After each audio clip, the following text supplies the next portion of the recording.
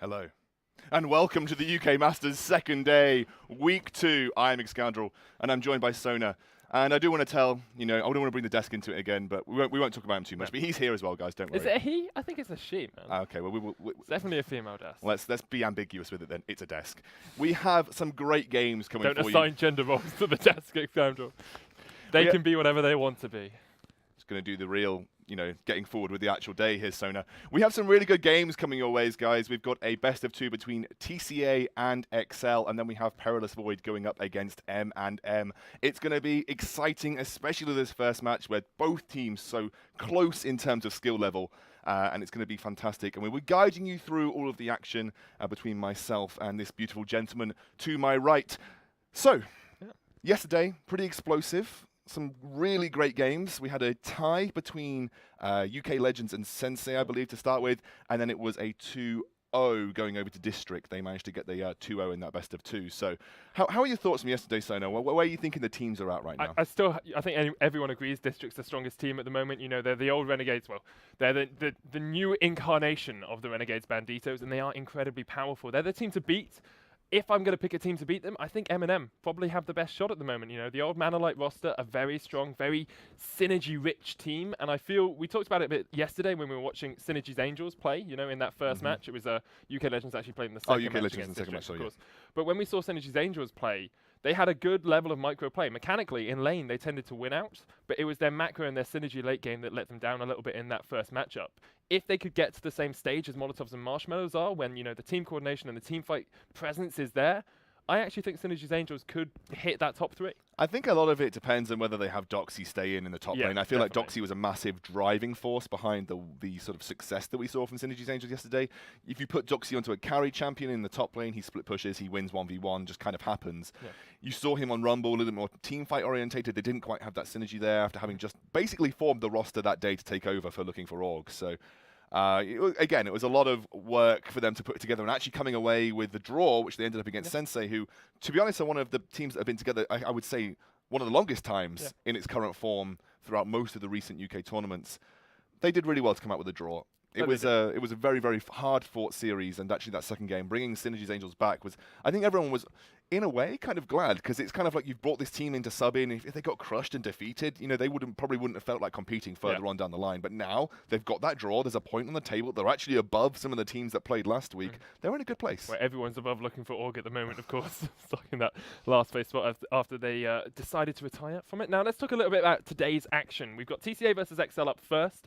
TCA won out last week, I think, or was it a 1-1 draw? I'm trying to remember exactly. No, they picked up 2 points because they beat out looking for Org last week, and then XL lost 0-2 to the UK Masters. So actually, XL have a point to prove today versus TCA. Yeah, obviously, XL, I think, really need to get some points on the board. UK Legends would have been one of the teams I think they were hoping to beat, but they didn't quite manage it last week. They got really put back by their bot lane that they previously had on their team, which was Sebler in UK. They actually went dominant on the Ezreal, and honestly, the XL really struggled to make things happen. They had a really good performance in the ESL Premiership. They actually were very, very, very solid in their group stages. They came out second. They took M&M to a 3-game series, a 3-game series that they actually looked dead set to win. But then eventually, obviously, they just ended up losing that series. But they just looked good. XL have looked fantastic. They've looked like, the top one of the top. Excellent, you might say. Yeah, there you go. They look like one of the top 3 teams in the UK right now. What we need and it was one of the biggest upsets, I would think, to have gone into the match with the UK Legends and come out 2-0. They would have at least been hoping for a draw in that situation. So XL definitely want to bring their A game here to TCA against a team who, honestly, have looked one of the most solid without having individual talent that sparks out, that jumps out of you. They've looked good as a team. This is something that Munchables, a lot of you know him as a fantastic caster in the UK. He talks about TCA a lot in this respect. He always says, there's no one in TCA that I look at and think they're going to literally carry the game by themselves. But when I look at them as a unit, the team play that they have, they almost look top tier. They're at that point where they're just below District and M&M, and as are XL. And this is why this match is going to be so good, because when you're fighting for 3rd or 4th seed, just based on recent performances, XL and TCA are right there duking out for 3 and 4. Of course, it is a 7-week round robin, so all of these teams, even if you lose a week or if you go 1-1, you have the opportunity to get back into it later on. I think we do actually have the table, so we can show you guys where everyone is at the moment. just to make sure that you guys know what's going on. Of course, District won yesterday. They've had 2 matches in a row that they've won. Definitely the standout force at the moment. UK Legends being able to beat out XL last week, so I mean that they're 1-1 after losing to District yesterday. And now you can see how close the rest of the group is. You know, TC on 3 points, Sensei on 2, Molotovs on Marshmallows on 1, but really it's only 1 win that separates 2nd place and 7th place in that squad at the moment. So 8th place, actually. District's the only team that really stands out as a top performer in their field at the moment. Exactly. So we are going to run into picks and bans very quickly here, guys, between TCA and XL. We are straight into it, and we're going to be getting the bans as soon as we can. While we're just waiting for things to move through, Sona, UK Masters, if you weren't here yesterday, I want to just explain a little bit about what the tournament is and the format. Now, UK Masters is obviously the tournament put on here by Multiplay. We are here in the Multiplay studios, brand new, opened yesterday. We have the grace of being the first casters being here to do a studio cast. And it's basically a round-robin best-of-2 format for top 8 teams. The top 4 on points will go through to the playoffs, which is a best-of-3 double elimination, and the top 2 will duke it out for the lion's share of the £20,000 prize pool up for grabs at I-59 on the Friday. And sometimes it can feel like these weak games, you know, the group games aren't actually that important. Each team gets 100 gold. Oh, wow, 100 gold? 100 gold, guys. £100 if they win out one of their 2 games. And if they win out both, of course, they pick up 200. So worth it winning out as well as getting that position in the table. You're going to get a little bit of monetary value out of it. Exactly. It incentivizes everyone to try their best. You know, obviously, you want to be able to pick up a win in that best of 2 because it gives you a little bit of extra cash in the pocket. So we're into picks and bans. Rise, banned out, mainly for Lucchesi, who's had a stand-up performance on that particular champion recently. Karma, no surprise there. Nidalee actually being banned out by Scudzy, but obviously Jet played a little bit of Nidalee here and there too. Syndra and Caitlyn, no surprise with those bans with how much success those particular champions have been seeing. And now it comes down to XL to make the final choice. And Jet was actually playing a lot of Nidalee when she was really meta,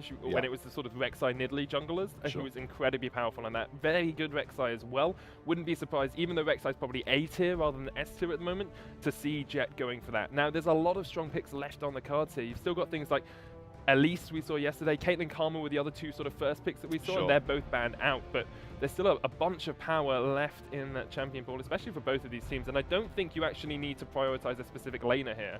I think jungle is where I'd be looking. I think picking jungler for Jet here is pretty good. You take away Elise from Scudzy if you take Elise for Jet. We know Jet can play Elise. Scudzy is a fantastic Elise, plays it very aggressive as well, always goes down the Hextech Proto Belt route. Yeah, I mean, this makes so much sense just because we know that Jet plays Elise, and we know that Scudzy is probably one of the best Elise players in the country. We've done our research or something. It's like we've done our research. It's like I've been casting these guys for the last 7 weeks. Anyway, but this rotation, because Elise, you know, Elise is a great pick, but it's not exactly like, oh my god, can't believe they got Elise. Now this gives XL the time to think about what they can take in their rotation here. Now, Nah, available, and Jace is banned. You've got Zac if Scudzy wants to play it, but I doubt he will. Scudzy could also pick up Lee Sin. I wouldn't be Olaf is on the cards. Olaf is on the cards totally. I wouldn't also be surprised to see Lucchesi think about Victor. With Syndra being down, Victor could be a solid pickup here for Lucchesi. Victor, a very strong mid laner that you talked about yesterday a little bit. You say he's up there with Syndra. I think Vlad is in that role as well. Cassio we see a lot. Rise has of course been banned out here, but still very strong. Bot lane is somewhere we probably won't see too much early focus here, because usually you see it when that Karma or Caitlyn's left on the cards. Because both of those are banned away, I think you're resorting to the Ezreal and Jhin, really. Literally Ezreal and Jhin, 100%. It would have been Ashe if we weren't playing on 620, but because we're playing on 620, Ashe got slightly nerfed in 620, so it's nowhere near as powerful as it used to be. And it is going to be the Olaf Zyra, something we've seen a lot in quarterfinals, really prioritized by those Korean and Chinese teams as a strong AP support. Yeah, and that's exactly it. She's not played as a traditional support. She comes in and just does a huge amount of damage. It's like a secondary AP carry coming from that support role. It's actually something popularized by Korean and China metas. They brought it to Worlds. The Western teams only found out about it through scrims, and a lot of people got caught off guard by it. Zyra is weak, though, in the sense that she's easily taken down by some hard engage. But because hard engage supports are kind of out of meta right now, you often don't see Zyra go punished very easily. My kind of thoughts for Raisins would be he might resort back to the Alistar, or he might go for Braum, both of which we know he's very good at playing and is very practiced on, especially his Alistar. And given how much Alistar we've seen rearing his head at Worlds, excuse another cow pun. Every time, every time. I wouldn't be surprised to see Raisins trying to pick that one up. It's going to be Yopper going for his Poppy, though. It does leave Tolkien probably quite open to literally just pick up Gnar here. I think Gnar is the obvious pick if you're going to pick a top laner here. There were some other strong picks, but usually you'd look at either the Jace or the Gnar in this sort of matchup. Kennen is still on the cards and does do pretty well into the Poppy. Gives you a bit more hard engage and dive on that backline, because Olaf is all about getting on top of that Jhin. If you take the Kennen alongside that, as soon as Jhin pops the Cursing Call, both of you are just beelining for that backline and trying to take out their AD carry. I think actually, in all honesty, I think Kennen fits slightly better than Gnar, although Gnar does do a very similar job and has a slight edge in the laning phase against the Poppy as well. I think Gnar is the safer option. Kennen often sometimes feels like you might not have the impact you want. You really need to rely on team to follow up on what you can achieve, whereas Gnar can kind of sort things out by himself. He's also a stronger split pusher versus Poppy. Definitely. So I think potentially Gnar is correct here. Now, Jokerism, like we said, the only 280 carries once Caitlyn is he's actually going to go for the Kennen. It is going to be the Kennen. What can I say, man? It's like I've done my research or something, isn't it? I do see the reasoning behind Kennen here, though, because Kennen is very good and probably more reliable at getting onto a Jhin who tries to use his ultimate. Have we done a chrono break or something? Because I said that about 30 seconds ago. Oh, did you? Ago. Sometimes I just don't listen to you, mate. Sorry. I know, it's exactly what I said. And then you've got the Zyra as well. With that ultimate, you've got beautiful AoE control. Sure. My only worry, though, is that you can very easily be knocked out by the Poppy. Yes, if she's saving her a hammer, you kind of just throw Kennen in the dumpster. I think the other risk as well is Elise can gank onto that Kennen pretty effectively early game. It's not as safe as Gnar, doesn't have the hop away. We'll have to try and got his Lightning Surge. Yeah, Lightning Surge is okay, but it's a little bit more predictable. Sure. And you take a little bit of time to cast it and such. So I wouldn't be surprised if we see a lot of focus from Jed on towards that top side to try and shut Tolkien down on that Kennen. So Jokerism, I actually had a chat to these guys before they went into this game, and Jokerism has said, if I had the choice between Jhin and Ezreal, I would always prefer to take Ezreal, just because I think he trades a little bit better into the Jhin in lane. This is very interesting. Raisins is going to go for the Alistar, like we said. That makes a lot of sense. The other pickup here is the Anivia. Now, the Anivia is something that Krogson only would think about playing. Definitely. Not many other mid laners in the UK would play Anivia, and it's going to be the fact that Krogson is just so practiced on this particular champion.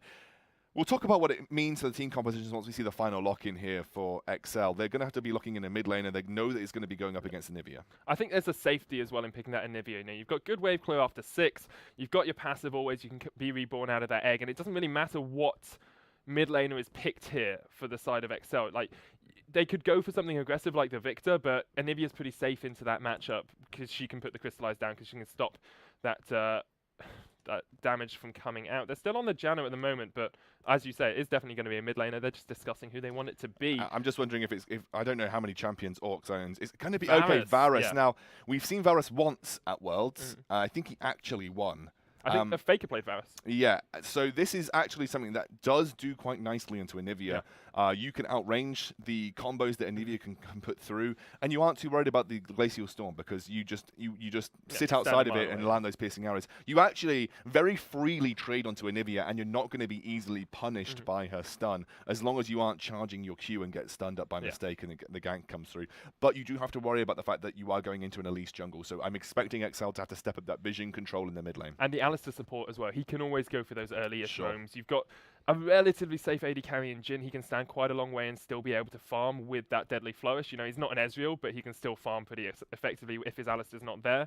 So I really think that Lucchesi is going to be the focus for the ganks here. Lucchesi would have your head for saying that. I said Lucchesi. I changed it. So you've got double stun from the Elise and from the Anivia, and then you've got the Alistar coming in with the Headbutt Pulverize.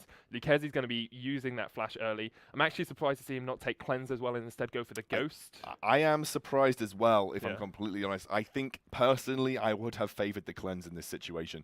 It's just too useful against both Anivia and Elise. And if you get caught off once as a Varus, you can absolutely guarantee chain stuns will come down and you will feel some pain. So I'm also surprised, actually, by the Zyra. Ox has decided to go for the Exhaust. Usually, when you're playing a Zyra, you're all about winning your lane, and Ignite makes a lot more sense if you're going to do that. Now, Exhaust is fine when you're playing into something like an Elise who's trying to get on towards that backline.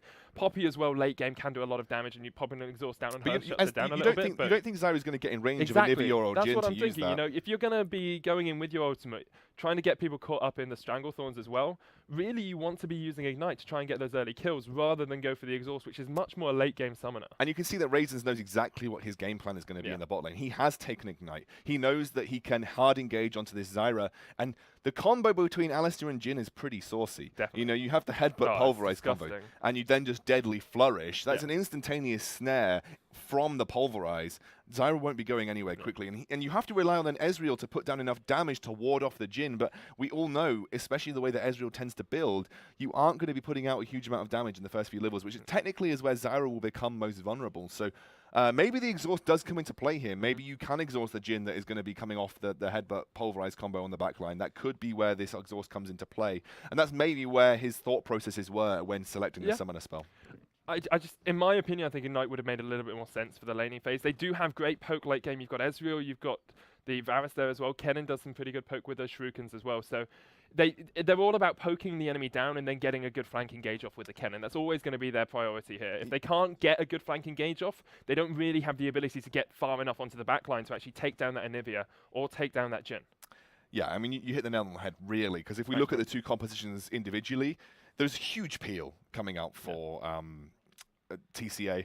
My only worry for TCA is that you don't, when you wouldn't use the Jhin ultimate, you traditionally want to follow up on it. Alistar or Poppy can be your follow-up, and you're having to move your Anivia forwards to make... Because Anivia really, unless you're landing stuns offensively, is not the best forward-moving mage. She's always better at peeling backwards, separating, isolating, getting kills off that way. Freezing the enemy in different positions. But there's great peel for Jhin and Anivia here. You've got Poppy, Alistar, even the Cocoon can aid a little bit of peel. So they have 2 game plans. If they are far enough ahead, they move forwards. You know, they run off the Jhin ultimate. You have Alistar jump in, then you try and get a combo with the Anivia or the any sort of CC coming out from Elise as well. Their other game plan is that they can always peel backwards. They can always just throw down Glacial Storm. You know, you see a Kennen or an Olaf coming in, suddenly Glacial Storm. Crystallize is going to be huge. Exactly, that wall comes down. It'll be, you know, cutting Kennen's flanking positions off massively. They have pretty good anti-siege as well, which is where this poke composition is going to come in from XL, because XL, you know, they actually don't need to get within range of Anivia at all, and they can actually stay such long range that even if the Jhin ultimate comes down, they can just walk out. They can probably get far enough away before anyone has that ability to engage coming from TCA. But they don't. Again, they rely on, like you said, getting poked down, then looking for an engage, or just going to a turret, poking people away, and taking structure after structure. I think the risk with that is you've always got the Anivia with the wave clear. Yeah. Jin's wave clear it's mediocre, but it's okay, especially if he wants to use Curtain Call to wave clear. So I think there's a risk that if you try and go for too hard a siege, you're just going to get anti-sieged so effectively. Anivia is susceptible to poke. Yes. And this is something that I think would come into play here if you do land 1 or 2 piercing arrows, a couple of mystic shots, Anivia either egged or sent back to base. That shuts all of the anti-siege out from TCA, and that's where XL maybe are looking to make their plays happen. And Kroxen is known for his Anivia as well, so they do need to be a little bit wary about that. And I think the early game, you know, Olaf doesn't really have the best of early ganks. He's got a bit of damage, and you know, you've got true damage as well on your Reckless Swing, but he's not the best early ganker. Usually we see them trying to farm up to 6 and then be able to come in with that Ragnarok. Jett, however, does have really strong early ganks on that Elise. We need to see XL playing safe enough that they don't get caught out by that Elise in the early game. So I think Olaf will work well in an early gank situation when there is some CC, so I don't expect him to do much mid lane unless it's an obvious opportunity. Mostly I think he'll be centered around making plays at bot or top lane. Then again, you don't really get much from ganking a Poppy, so maybe bot lane will be his focus. I actually think Scudzy, knowing him, is likely going to have more of an input in the enemy jungle. He'll be looking to shut Jett down. You know, you can very easily as an Olaf walk into the Elise's jungle, just fight her.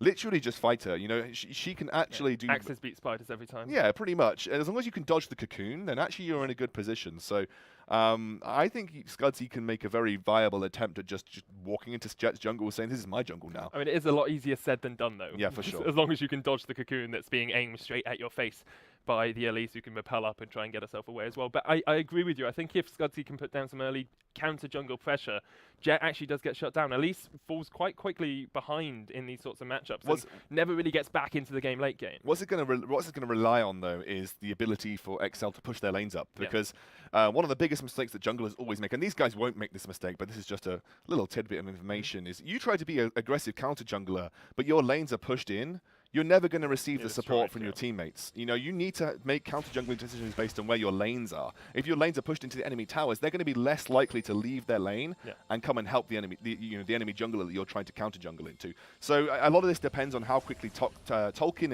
and Lucchesi can push their lanes in specifically, whether Scudzy chooses to make those plays. If not, I think he's just going to have a farm fest. Well, we are on to the Summoner's Rift for the first game of the night. It's a best of 2 between TCA and XL.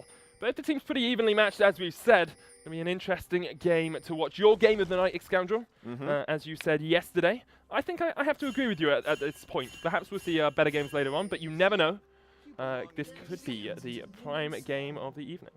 The prime game of the evening, Sona, that is. Well, it is, because it's the first game. So technically it is a prime game. Technically the prime game. Can't be divided by itself as well, you know. Actually, you can divide 1 by 1. You get 1. Yeah. But that's I think 1 technically isn't a prime number, but... yeah, but prime number technically means... Who knows maths, mate? I know esports. I don't think 1 is a prime number. I'm not sure. No, I think it's 2 is the first prime number. Because it's the only thing you can only divide it by itself. Right? Itself and 1 is the definition of a prime number. You know what else is the definition of a prime number? Pretty lonely at the moment. I don't know what I was going. You were prime close. numbers are quite lonely because they can only be with themselves and one other person. Monogamous, I guess, is what you call but then 1. I mean, what do you call 1? If 1 is with all of the prime numbers, 1's polygamous, isn't he? Yeah. If you call gets with every number he can. It's pretty disgusting. Oh God, I'm never going to think about the number 1 in the same way. Yeah. Look at Jokerism and Orcs right now. They're in the bot lane. They're just looking to set up either an early push here, which looks to be the case. I think they're pretty aware that this is a Krugs take here by the bot lane from TCA. They may be trying to punish for it as well. You can see Scudzy just taking away and smiting his red buff. So he starts his red buffs, chooses to get away from the Krugs, and I think he's looking for a very early rotation here. This could be the fact that he wants to move quickly into the red side jungle of Elise, because he did smite that red buff just to give him a little bit extra health. Do you go quickly into the red side jungle of Elise? Do you go for that really early counter pressure? I mean, the lanes are pushing up for you at the moment. It looks like he's actually going to head... he can still be going across towards red buff. Maybe they do have a ward just around the Raptors as well, which could spot out Elise. I think it might be just at the edge of vision, so maybe he won't catch them out. But the lanes are pushed up for him if he does want to do it. Yeah, Croxon's receiving a lot of punishment from Lucchesi right now. Maybe it's just... I mean, Lucchesi basically went red, Razorbeak's blue buff. Yeah. Maybe he's going to back immediately after this, just try and hit a small item spike or something similar, because he's not in a healthy position to be able to take away any sort of counter-jungling pressure here. And maybe it's just because he assumed that he was going to go too low. He's going to take the River Scuttler off the map, though. Getting the Scuttler is actually quite important against Elise early. You know, Elise has gone for a 3 camp up towards the blue side, so picked up all of her camps there, and then gone straight towards red, so we'll get those as well. Meant that Deadly Invasions could get the Krugs themselves. Scuttler's going to go across towards Scudzy and be okay for both these teams at the moment. Oh look, they're actually going to meet each other in the jungle. This is Scudzy doing what Olaf does best. Yeah, Jet needs to try and get away. There aren't any Krugs for him to repel to because his bot lane took them. He's going to come straight back down. Scudzy's going to say hello. The Cocoon does hit him, but Scudzy just needs to land one more axe. Jet going to try and get himself away, but the Reckless Swing is an Reckless Swing is enough for first blood there. I prefer Swing. Yeah, I love a good swing. No, that's kind of what I talked about right at the start. As an Olaf, you can do that. You can literally, he gets the egg. No, red buff minions OP. Red side minions OP. Croxon's going to take a bunch of pain. Will be able to respawn, but didn't have to burn either of his summoners there to try and get away. Got himself underneath tower, but does need to be incredibly careful in towards this Varus, who, as you said, is just going to continue to poke him down time after time after time. This is kind of what we talked about in that particular matchup. Like, Varus literally, for the most part, outranges anything that Anivia can do. So you are going to trade freely with that piercing shot into him. Going to get a ward up for Tolkien in the top lane. He will spot Jet coming through. We also talked about what Olaf can do. I expect Olaf to continue to do something similar. Here comes Tolkien. He's probably going to have to flash here. He is right next to his minions, though. Cocoon doesn't come down straight away, and Tolkien will be able to get himself. Yeah. If he'd gone straight for the Cocoon, perhaps he would have had to flash, but able to get just behind his minions in time meant that he didn't need to burn any summoners in that gank. And there's no extra damage coming out from the Elise right now. She's only level 3, so he was quite happy to just tank it up. A lot of pressure coming out from Jokerism, and you can see what he was talking about with the fact that with this Zyra, he just trades far more efficiently into this Jhin. There is that sustain coming out from Alistar. It's a very small amount of sustain, but it is sustain nonetheless. I didn't actually see what mastery he went for, what Keystone, because some Alistars in this sort of matchup where they know sustain is going to be vital will take Wind Speakers. Yeah. It did get ever so slightly nerfed. Triumph and Roar got, I think, about 50 health reduced from it. Joker isn't going to jump away. Deadly Flourish not going to connect, and Ox will be able to just put some damage down in return. This is the strength of Zyra as well. You know, you've got those deadly spines that do so much work into the enemy, especially now that them, a bigger line can do absolute devastation to the enemy team. And at the moment, you have to say Excel looking in a pretty strong position. They do have the stronger early lanes, so we have to see how this starts to go a little bit later on, but very, very powerful for them at the moment, being able to burn the flash in the mid lane and get the early kill as well. This is Lucchesi just putting his foot down and saying, I mean, you disrespect me by picking an Anivia. You know, I will just have my, literally have my way. Kroxen needs to be a bit careful. Ghost is going to come in from Lucchesi, not quite 6. Jet's waiting in the bush, will pop the cocoon down, but here comes Scudzy as well, and Jet's got no mana whatsoever. Won't be able to change back into that human form anytime soon. That's going to be the kill onto the Elise. Does not have the Krugs to go to once again, and will fall. That's Jet's second death of the game. Yeah, and that was basically due to... Well, they actually had a ward there, so they must have seen Scudzy coming, and Jet still decided to make the play to go in onto Lucchesi, unless he just completely mind-blanked. I think that ward might be new. That can't be new. Oh, we can't. I'm gonna have a look. I think it's new. I don't know who placed it. I think that's not new. That's not new. No, because that's a trinket ward. Is that a Zyva trinket ward there? Because that's going down really quickly. Just can you not hover over it and find out? Oh, you can in real games. You can in real games. That's definitely a trinket ward, and I would not be surprised. I don't think Alistair's roamed. No, that Syra's on. Oh, Alistair. Yeah. No, Alistair hasn't got a trinket though, so he could have actually come up and done it. No. I don't know. Possibly Kroxen's gonna get dived on. Who cares about what we're talking about? Not many people. Kroxen gets absolutely dived underneath the turret there. Joker isn't taking a lot of damage here, but he will just be able to back off. They were trying to exploit the fact that that was a massive roam coming out of Orcs, punish the fact that Anivia had no flash and no egg. And look at XL, they're already starting to put their foot down in this particular matchup. Tolkien's going to have to back away as Yopper throws down the hammer shock. He will just back out and maybe think about teleporting through to his lane once more. It really depends on how quickly this lane is going to get pushed up. Right, Scudzy can come across and get a... Oh, flash in by Yopper, looking for the kill. Keeper's Verdict comes out, Tolkien flashes away, but the passive with the buckler's enough. Yopper with a great outplay in the top lane. More of just a disrespect back coming out from Tolkien, to be completely honest. Yopper has now got no flash. It does make him slightly more susceptible to Scudzy coming in and trying to make a play. Tolkien also probably has a little bit more intent to go in on Yopper now. He's got picked up towards a Haunting Guise. Not really... Would have been better to have that Haunting Guise before he got back to lane, but unfortunately that won't be the case. So he's going to have to make the best of this situation. Now, the main thing to look at, though, is just the fact that Scudzy, with those cooldown reduction boots, farming up a Storm, has already put a lot of pressure onto Jet right now, who is really starting to struggle. You know, he's behind in CS, hasn't had an impact in lanes. This is kind of where you pick Elise to do. You pick Elise to pressure mainly mid lane, to be fair, and just hasn't had the opportunity to do so. Look at Kroxen CS compared to Lucchesi's. There's a 30 CS difference. It's double for Lucchesi over that bird, and one piercing arrow takes him down to half HP. Now Kroxen has Glacial Storm, just hit 6.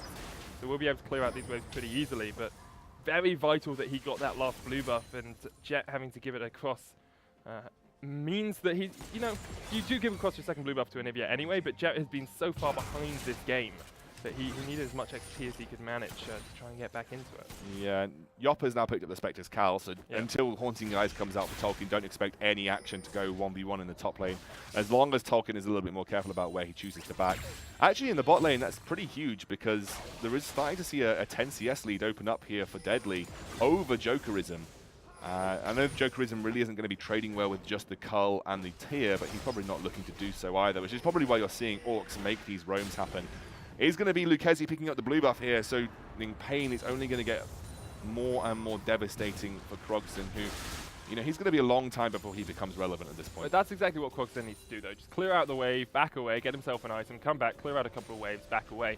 Like, you have to secede that you're not going to have river control, you're not really going to have the ability to get into the enemy jungle at the moment because of how far behind your mid laner is.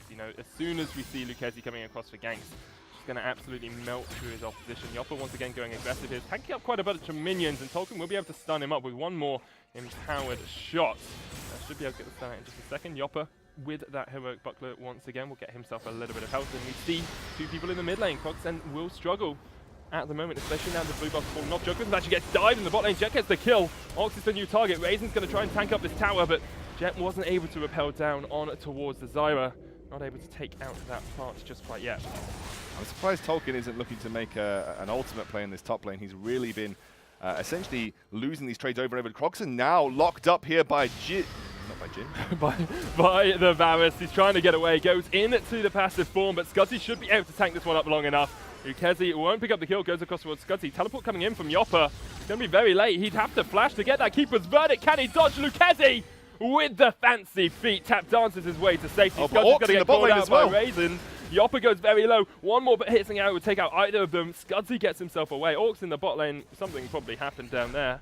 I can't see it. I'm watching the production camera. Jet went for a dive onto Orcs with Deadly, but Deadly just came out the ultimate from the Zyra, just managed to ward them away, as well as the exhaust, which proved very useful in this situation. Lucchesi's obviously the saving grace for XL right now. Every other lane is starting to essentially slip behind in terms of pressure. Obviously that teleport did no good for Yopper. He is now starting to fall behind in CS and will lose a lot of minions to the turret at this point in time. But I think the major worry for XL is the fact that Jokerism is slipping behind with Orcs in this bot lane, and that's no good. You know, you need to make sure that Jokerism is accelerating as quickly towards a valid and relevant build as possible. But I think at this point, the main pressure from Scudzy is going to be essentially putting Jet as far behind as possible and pressuring Krogson over and over again. I think if you can get Anivia shut out of the game, you can really start to rocket yourself in towards the mid game, and that's exactly what they're trying to do.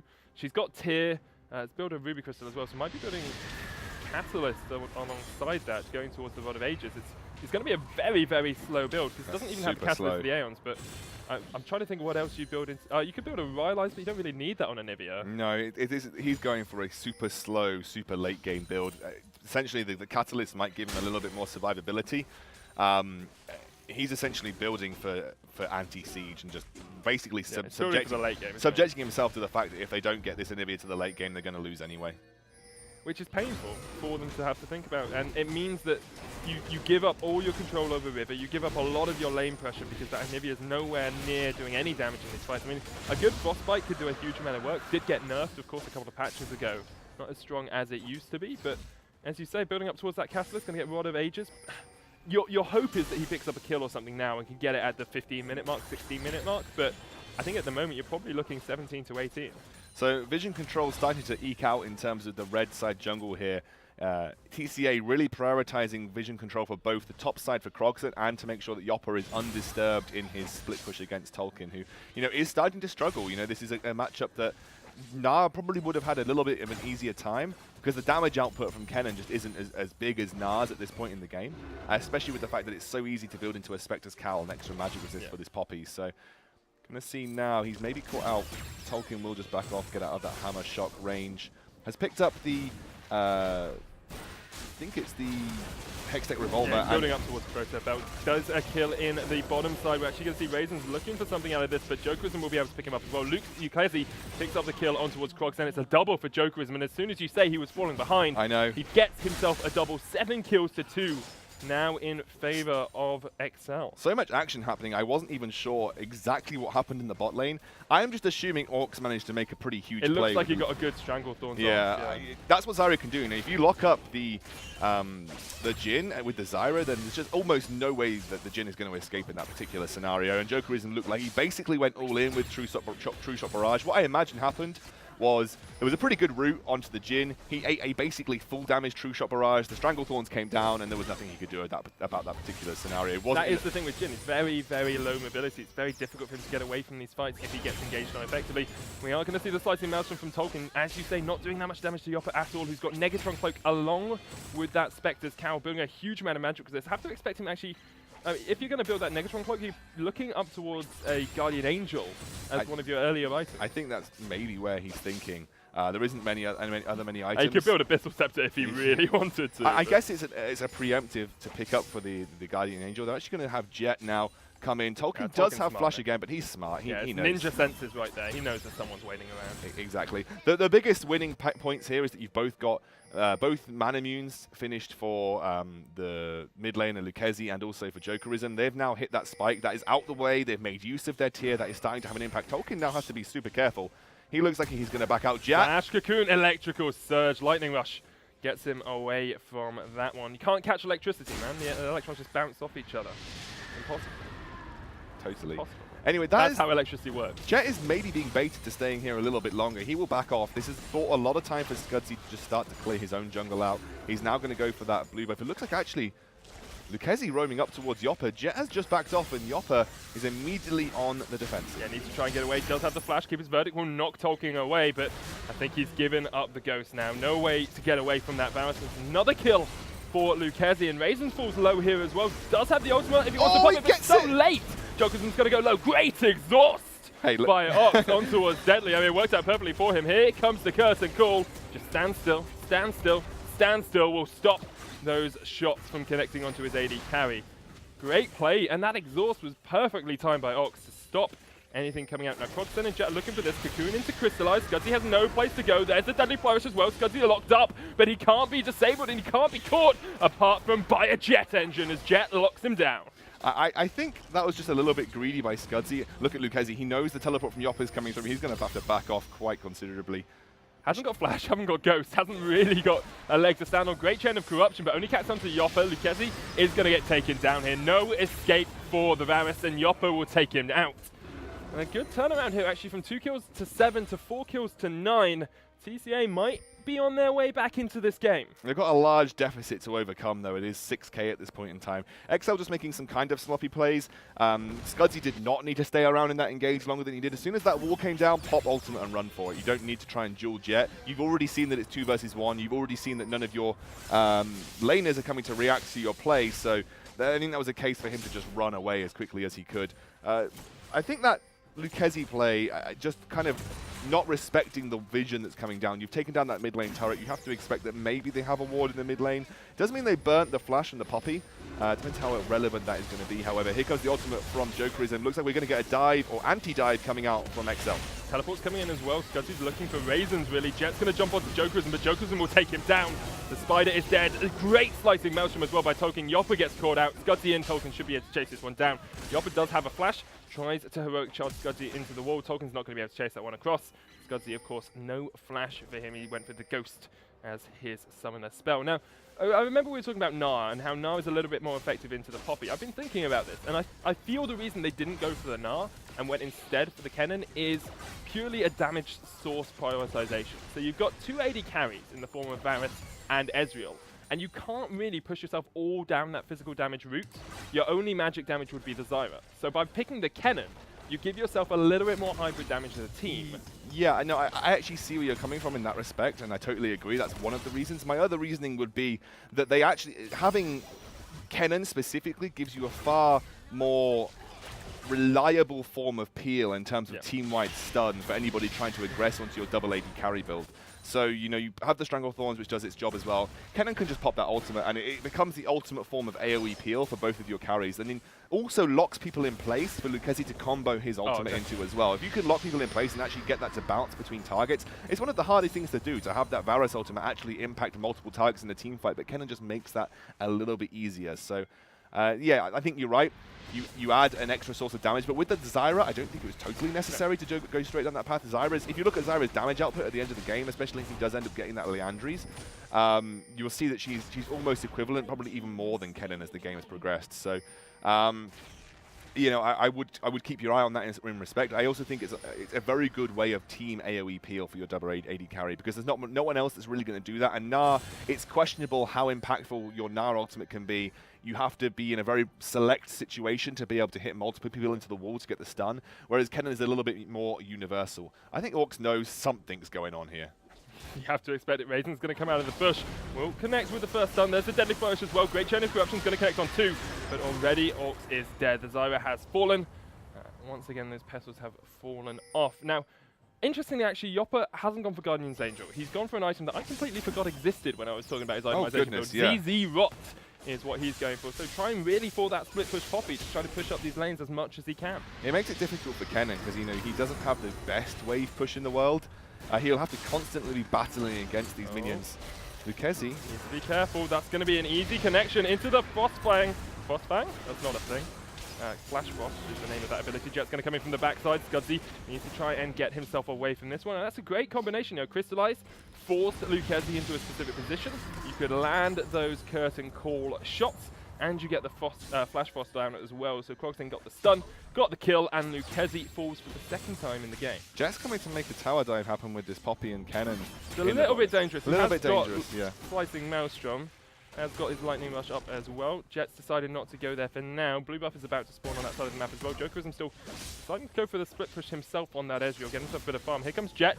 Falcon's going to try and stun up the offer. They're actually just going to look for the tower first. Slicing Mouse goes out. Look at the damage onto Jet, who's got hardly any magic resist at all. The Oppa's going to tank up the tower, but they haven't got the minions there. That tower's taken a huge amount of reduced damage. Jet's dead. What an awful dive coming out from TCA.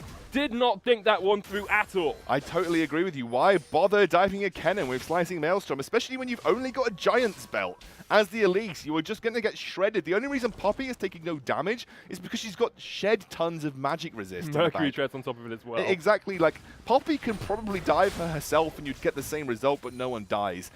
Jet didn't need to make that play. You could have been more impactful trying to siege that mid lane. Or taking the blue buff away. Exactly. There were multiple targets you could have thought about other than trying to dive a Kennen. I feel like Jet's decision making has been slightly awry thus far. Look, you know, obviously Scudzy had that one small decision making process that potentially went the wrong way when he chose not to back out of that 2v1 in the enemy jungle.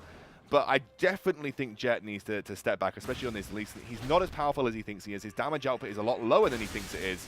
And he probably needs to focus more on trying to siege with his team rather than trying to set up plays in the split push area. I totally agree with you. Executioner's Calling has been picked up on towards Jokerism, so he's getting a little bit of that health regeneration shred down, getting those mortal wounds where he can. Expect that to be built up towards a mortal reminder. Looks like he's going to a Blade of the Ruin King as well. Yeah. He's got Bilgewater Cutlass, so building parts of both those items can actually be a little bit more effective at this point in the game. And we already see a Last Whisper picked up on Lucchesi as well, so he's going to be shredding through that armor as much as he can. Speaking of armor though, there's not a huge amount of it built actually on the side of TCA. You've got Randuin's on its way for Jet, but that's about it in all honesty. Raisin's going to jump in here. Curtain Calls come down. Ox absolutely destroyed. Lucchesi dead as well. Croxen was miles behind, but the damage he puts down is still just as powerful. And he picks up himself a double. I always feel like Jokerism has serious double lift syndrome, where he kind of ends up in the side lane. Sometimes you've got to push minions. No, but he ends up in this PvE. That's what you're talking about. Yeah, and this is a big play here because if you know they're going to be forced off, and Jokerism will be able to single-handedly force them away from Baron.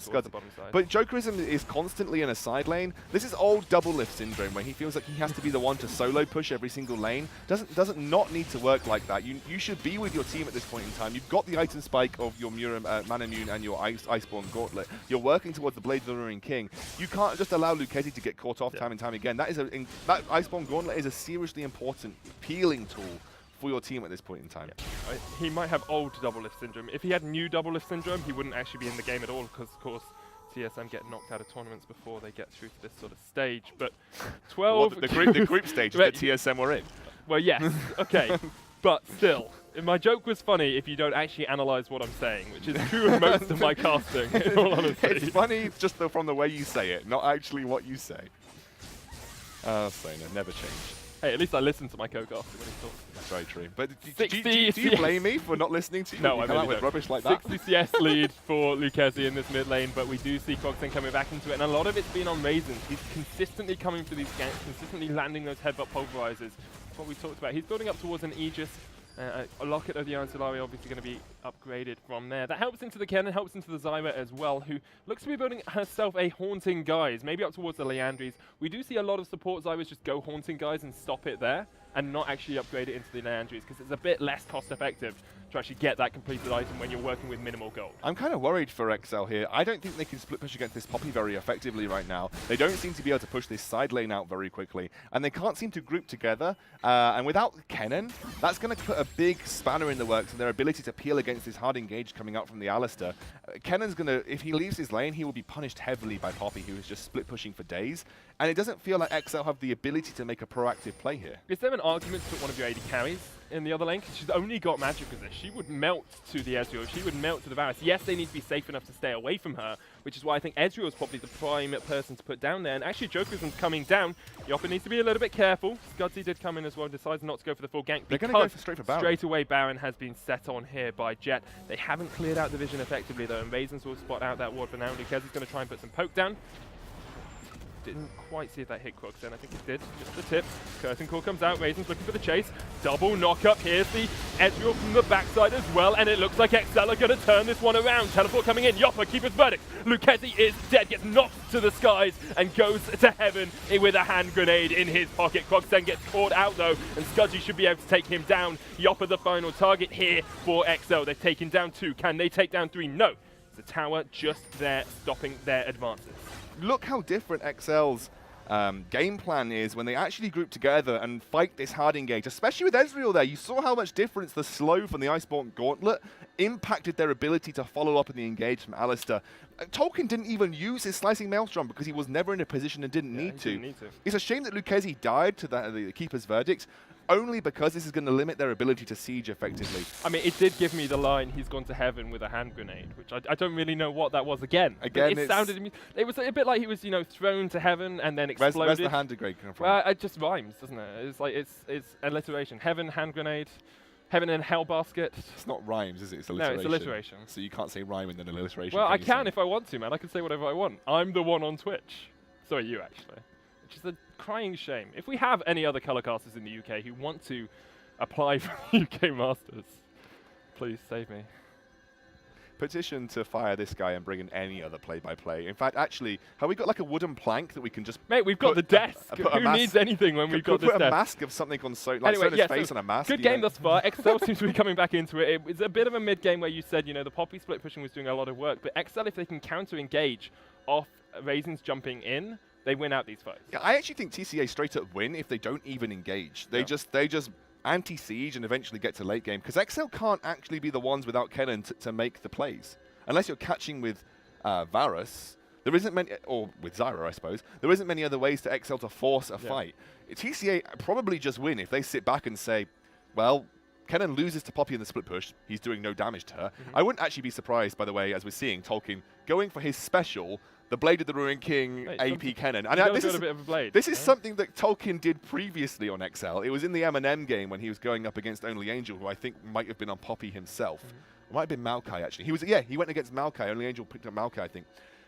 He built the Blade of the Ruined King as a third item because it basically made his split push amazing, and it works very well with Kennen as well. The movement speed from the active is fantastic. You don't actually need This is something that Tolkien has done time and time again when he faces up against an enemy champion that ends up going full magic resist. Just builds the Blade of the Ruined King. Suddenly that makes his split push instantaneously better. And the thing is, you don't need much more burst magic damage on that Kennen. Exactly. You know, you've got enough poke in your team that the enemy should be low enough that you can just burst through them with Protobelt. You've straight up got enough damage in your team that you don't even need that damage to come through. What you're really acting as is a distraction, and someone also that, just like I said, provides that AoE peel for your 2AD carries. When you've got 2AD carries in your team, you don't actually need extra damage. That is essentially all you're going to need to win the game with.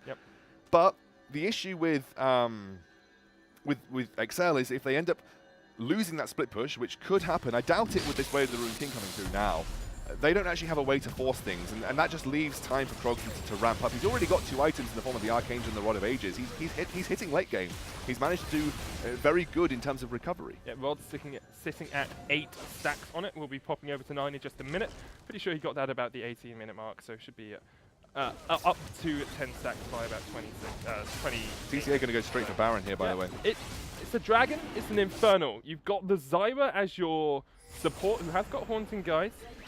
And Eye of the Watchers to try and stop this Baron. She hasn't got Strangleton, only got those grasping roots. Here comes Varus as well, as who's going to come up. They don't do this very quickly without their Anivia. It actually looks like TCA are going to have to back off. They can't do it. They lose the Infernal. They've lost Double Cloud earlier on. 3 Drakes on the side. I actually think XL should right now just go and clear as much vision around that Baron as possible, because they have no vision of it right now, apart from any vision they managed to spot over the ward. But they're going to back off because everyone was pretty low. Ezreal picks up a Blade of the Ruined King. That's very good. Guardian Angel comes through for Scudzy, so he's going to be even more of an annoyance in these team fights. 256 CS on Tolkien, by the way, as well, so he's very close to being able to hit that Blade of the Ruined King. I'll have a look how much gold he's sitting on at the moment. 1,000, so he's getting probably about 800 more, and he can combine that for our Blade of the Ruined King, which will make his ability to duel against this Poppy very, very relevant. There's the Blade finished on Jokerism as well. He's got Execution's Calling. Lord Dominic's Regards is on the side of Varus as well. Lucchezi's got that, so he's going to be absolutely melting through his opposition. They're in a really good spot, XL, at the moment. They've hit some big spikes. Just finished his Mura Mana as well. That's just upgraded to the completed item there. So very, very powerful team from XL at the moment, and this is where they should be looking to fight. Yeah, I totally agree. I think you start to pressure this Anivia before she hits any more items. She will become a thorn in your side. The later this game goes, or rather I should say an icicle in your side, right. That will become a real issue for them later on. Looks like TCA still think that Baron is on the cards for some reason. They've got vision control over it. Yeah, I think it's mainly trying to bait XL into a position where they want to clear the vision. I'm really concerned for XL right now, the fact that look at how much vision, I mean there's probably a saturation of vision right here for TCA around Baron. But it's the fact that XL have nothing. That is the biggest issue right now. Scudzy's going to get caught out with the Cocoon. He has got the GA. Deadly Flash cutting call from the side. Scudzy's going to get on towards Krogs then. He's going to try and take out Deadly by himself. Deadly is the target. Raisins jumps in, but it's going to go incredibly low and will fall. Now Scudzy needs to get away from this fight, who will survive for the time being. Doesn't even go to GA. Ox splashes in. Double kill for Jokerism. However, Krogs picked up one for himself. Joker's got the triple. Can he pull off the Uzi? Can he get the Quadra? Yopper's going to fall. He gets the Quadra. One kill over to Tolkien as well, who's a little bit of a scumbag coming in just to clean up that fight. But Jokerism with the Quadra kill, the ace for XL as they fight that one absolutely perfect. It's the 3-item Ezreal. This is exactly what he can do, especially with the Blade of Ring King pickup. It makes his ability to shred through Poppy that much more effective. They're going to go straight for Baron here. They think they've got enough time. Yopper in 25 seconds will have teleport. With that excess of vision around Baron, could be a way to try and stop this one out. It really depends. I think they do this pretty quickly. Yeah, I think they do it pretty quickly. If you let Scudzy tank it up, he's going to get all that extra attack speed as well. So Tolkien's going to melt to it. It's on 8,000. 1 second on Jet. He's still a long way away from this one. However, Raisins is going to be able to get in range before it goes down. If this is an Alistar steal, I mean, it's going to get smited. Scudzy's going for it. Raisins! Oh, that was so close. If Raisins had actually gone towards the Baron, he might have been able to take it out.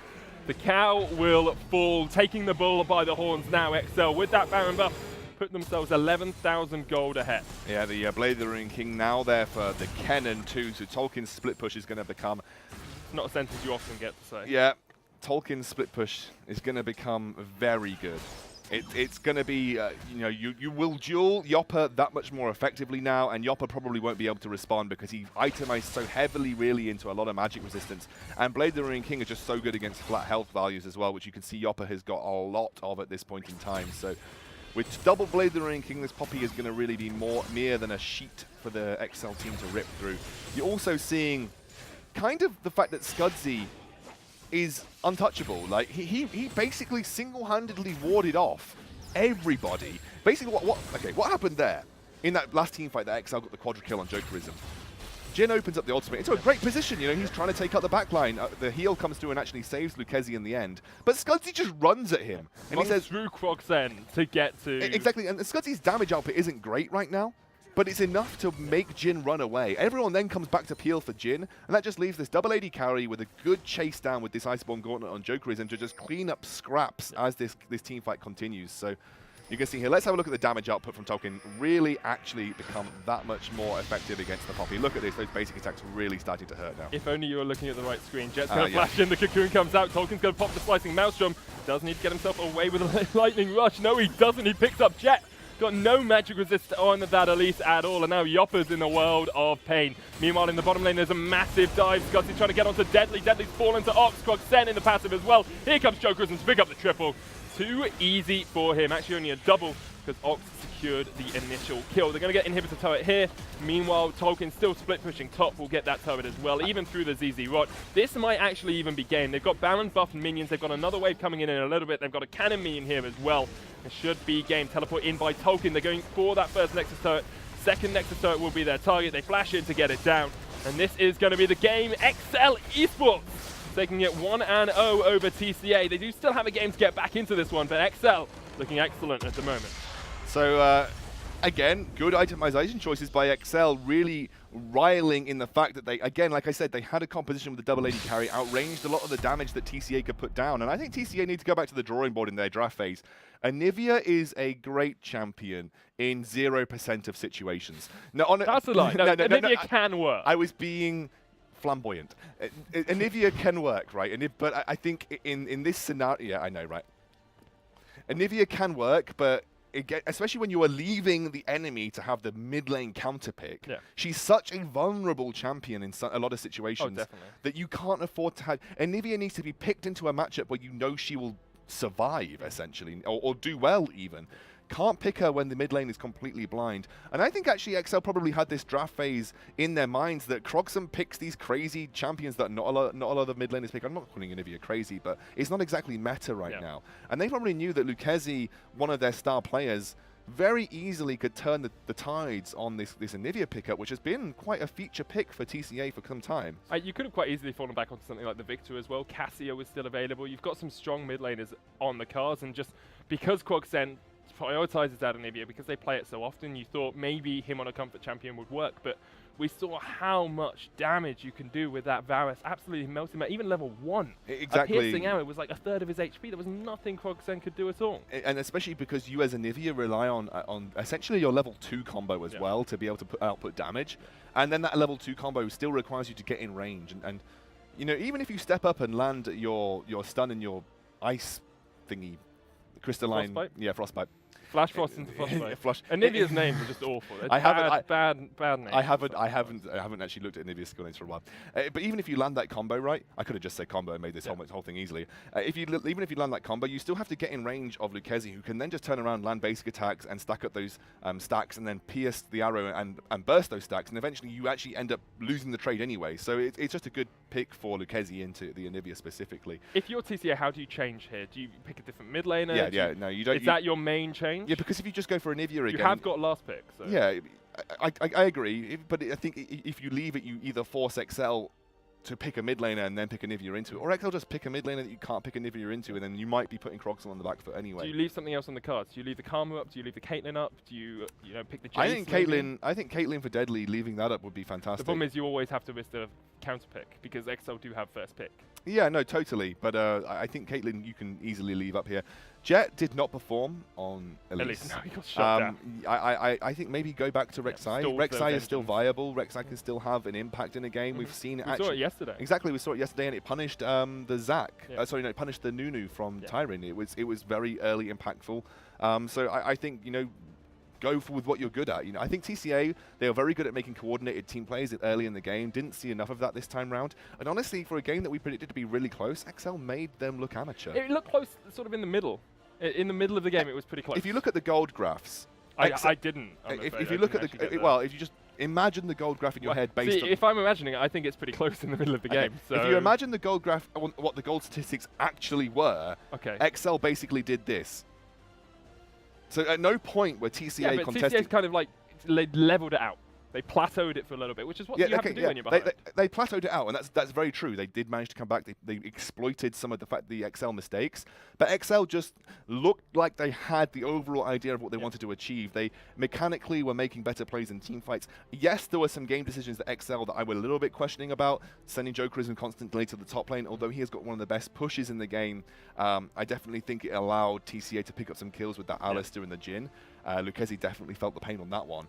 But I think, honestly, if you go back to the drawing board for TCA here, try and round out your composition. Don't pick a crazy mid laner that is kind of not relevant. And if you're going to pick Anivia, pick a composition that is built around Anivia. That kind of composition was Anivia kind of fits here. Anivia but but Anivia can't follow up very easily on the engage coming out unless you're up in front in the lines. And if you want to be, you don't want to be up in front in the lines as Anivia. You want to be kiting backwards. So. We talked enough about that. Let's go to a quick break, guys, and we will be back with the next game here between XL and TCA. See you in 2 minutes.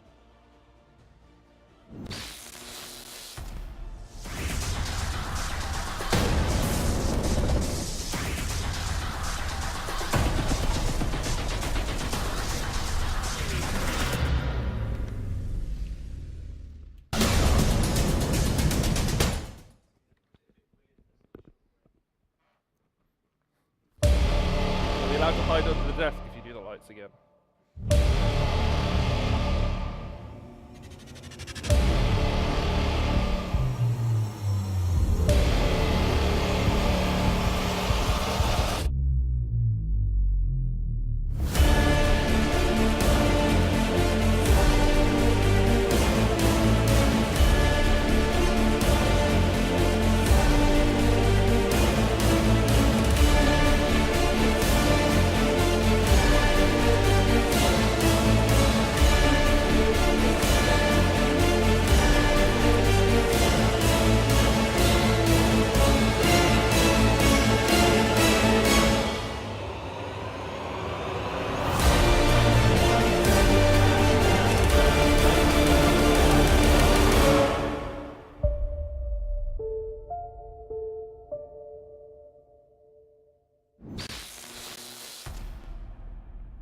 Oh, they went live before. You get to do the joke because they went live. They tricked me with the lights. You got baited by the lights, my friend. You got baited by the lights. These production guys here at UK Masters. That would have been funny, guys. That would have been funny had we actually done it properly. Anyway, I'm Scoundrel. I'm joined by Sono, and we're here on day 2 of week 2 of the UK Masters. We have just seen the first game between TCA and XL. XL won it out in 30 minutes. It looked pretty convincing from the get-go. There were some shaky moments, but they managed to steer the ship right and ready, and they've guaranteed themselves at least a draw. Yeah, at least going to get 1 point out of today. We, of course, saw the tables earlier on. That 1 point can be vital.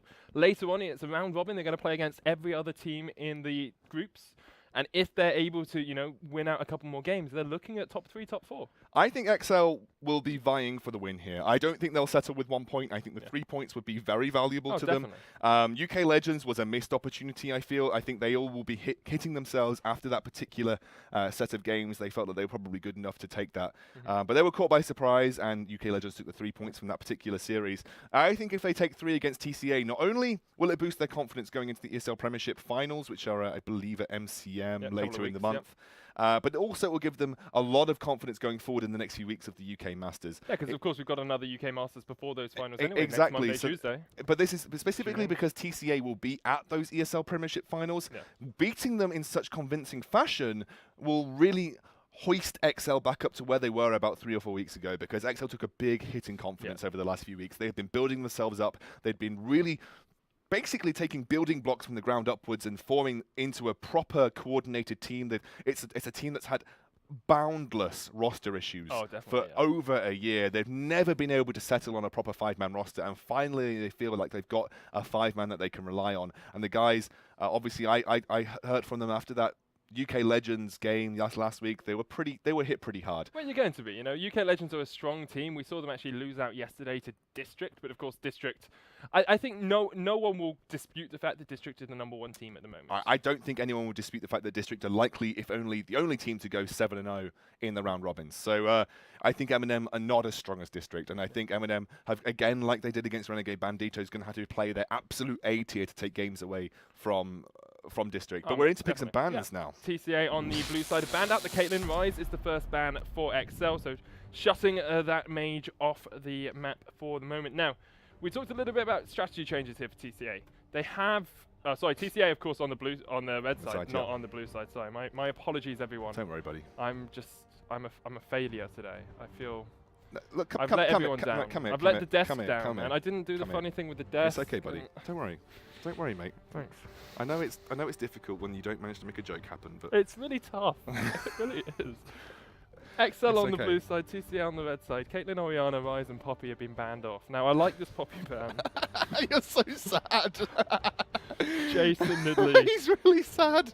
I just feel sorry for the people out there watching, the people who wanted to see the desk joke. You guys who come and support us, who wanted to see funny things, and I lost myself in the meme.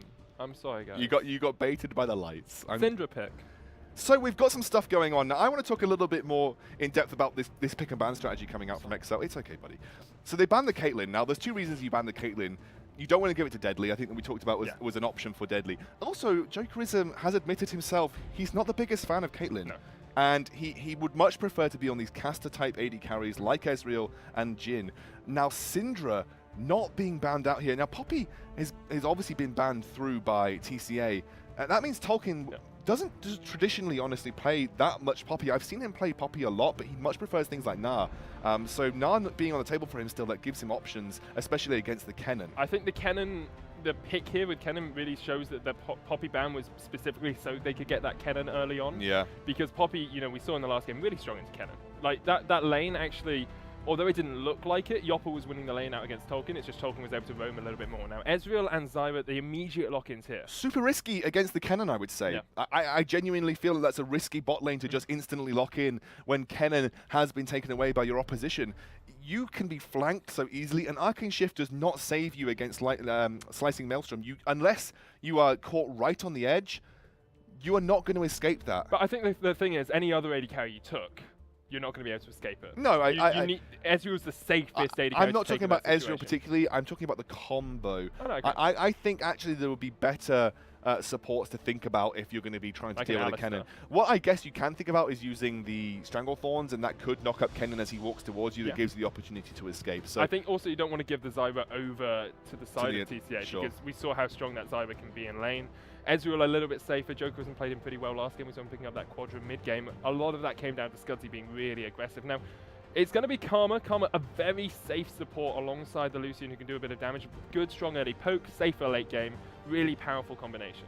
And also gives speed boost to Kennen, which is very valuable, and also to Olaf, which is super valuable. And also does well into this lane matchup. You actually output just as much damage really as Zyra can in the early game as a Karma, and obviously we know that we know that Ezreal will trade poorly into Lucian because if you go down that tier route, you have a good 5-6 minute period where you just won't trade in lane at all. So the reason I'm making funny noises is there's a Shen hover at the moment. Now, yesterday we learned never to talk about picks unless they've actually been picked, but Shen actually could be pretty good into the Kennen. You know, you can stop his auto attacks coming in, you give yourself a bit of a shield, you can taunt him out of the way. You struggle in lane. Unless you get ganks, you struggle in lane. But you're always going to struggle in lane as Shen.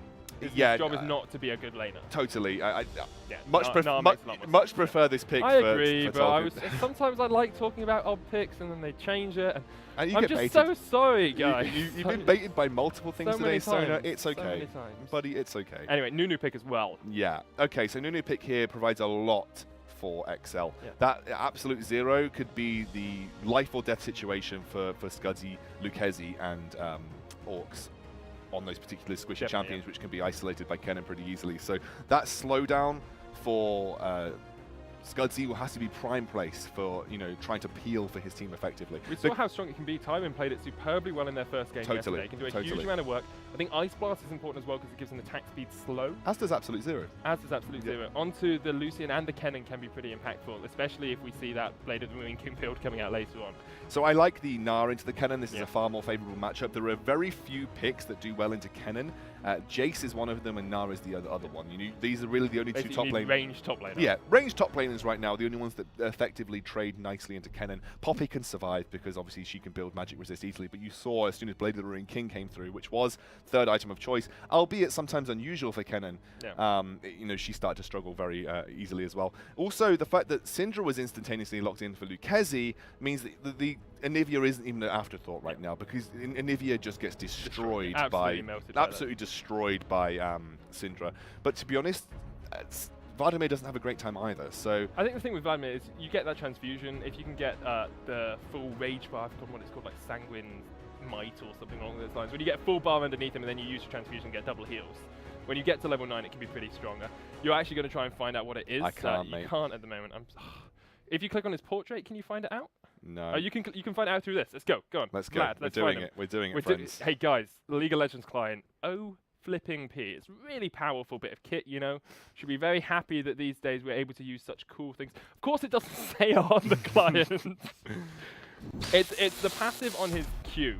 When Vladimir's resource is full. Cheers, League of Legends. Like Sanguine Bond or Sanguine Rush or something along those lines, and it gives you extra healing. It could be Sanguine Rush, that sounds familiar. Anyway, but yeah, I think you trade pretty effectively when you get to level 9 because you get 5 points in transfusion and you can actually heal yourself up. And Tides of Blood does a huge amount of work as well. But level 9's too late. Yeah, it's too late. That's what I'm saying. He's strong when he gets to that sort of late game Vlad, but before that, he's really going to. What you want to do as Lucchesi is you just bait out the pull before you use your ultimate and then you win the trade. Like, if you can just constantly apply pressure with your orbs and also anything else that works with your orbs, like your W and your E, you then just put pressure. Your skills. Yeah, your skills. Yeah. You put pressure onto the Vladimir so that he has to use his Sanguine Pull to survive, and then you fire down the ultimate. Because obviously, people in most cases say, oh, Vladimir counter Syndra because you can use your pull on her ultimate. Well, actually, she'll probably put as much pressure onto you. Any good player is going to wait. Any good player is going to wait and bait that Just pull saying, out. Lucchesi, if you don't wait in this game, I'm going to call you out, man. I'm going to say it. I'm gonna rip into you, and Twitch chat will agree with me. Anyway, the Ignite coming through as well for Lucchesi because he knows that he's going to be aggressive in this lane. He knows that he's going to need that to reduce the self-healing as well. So,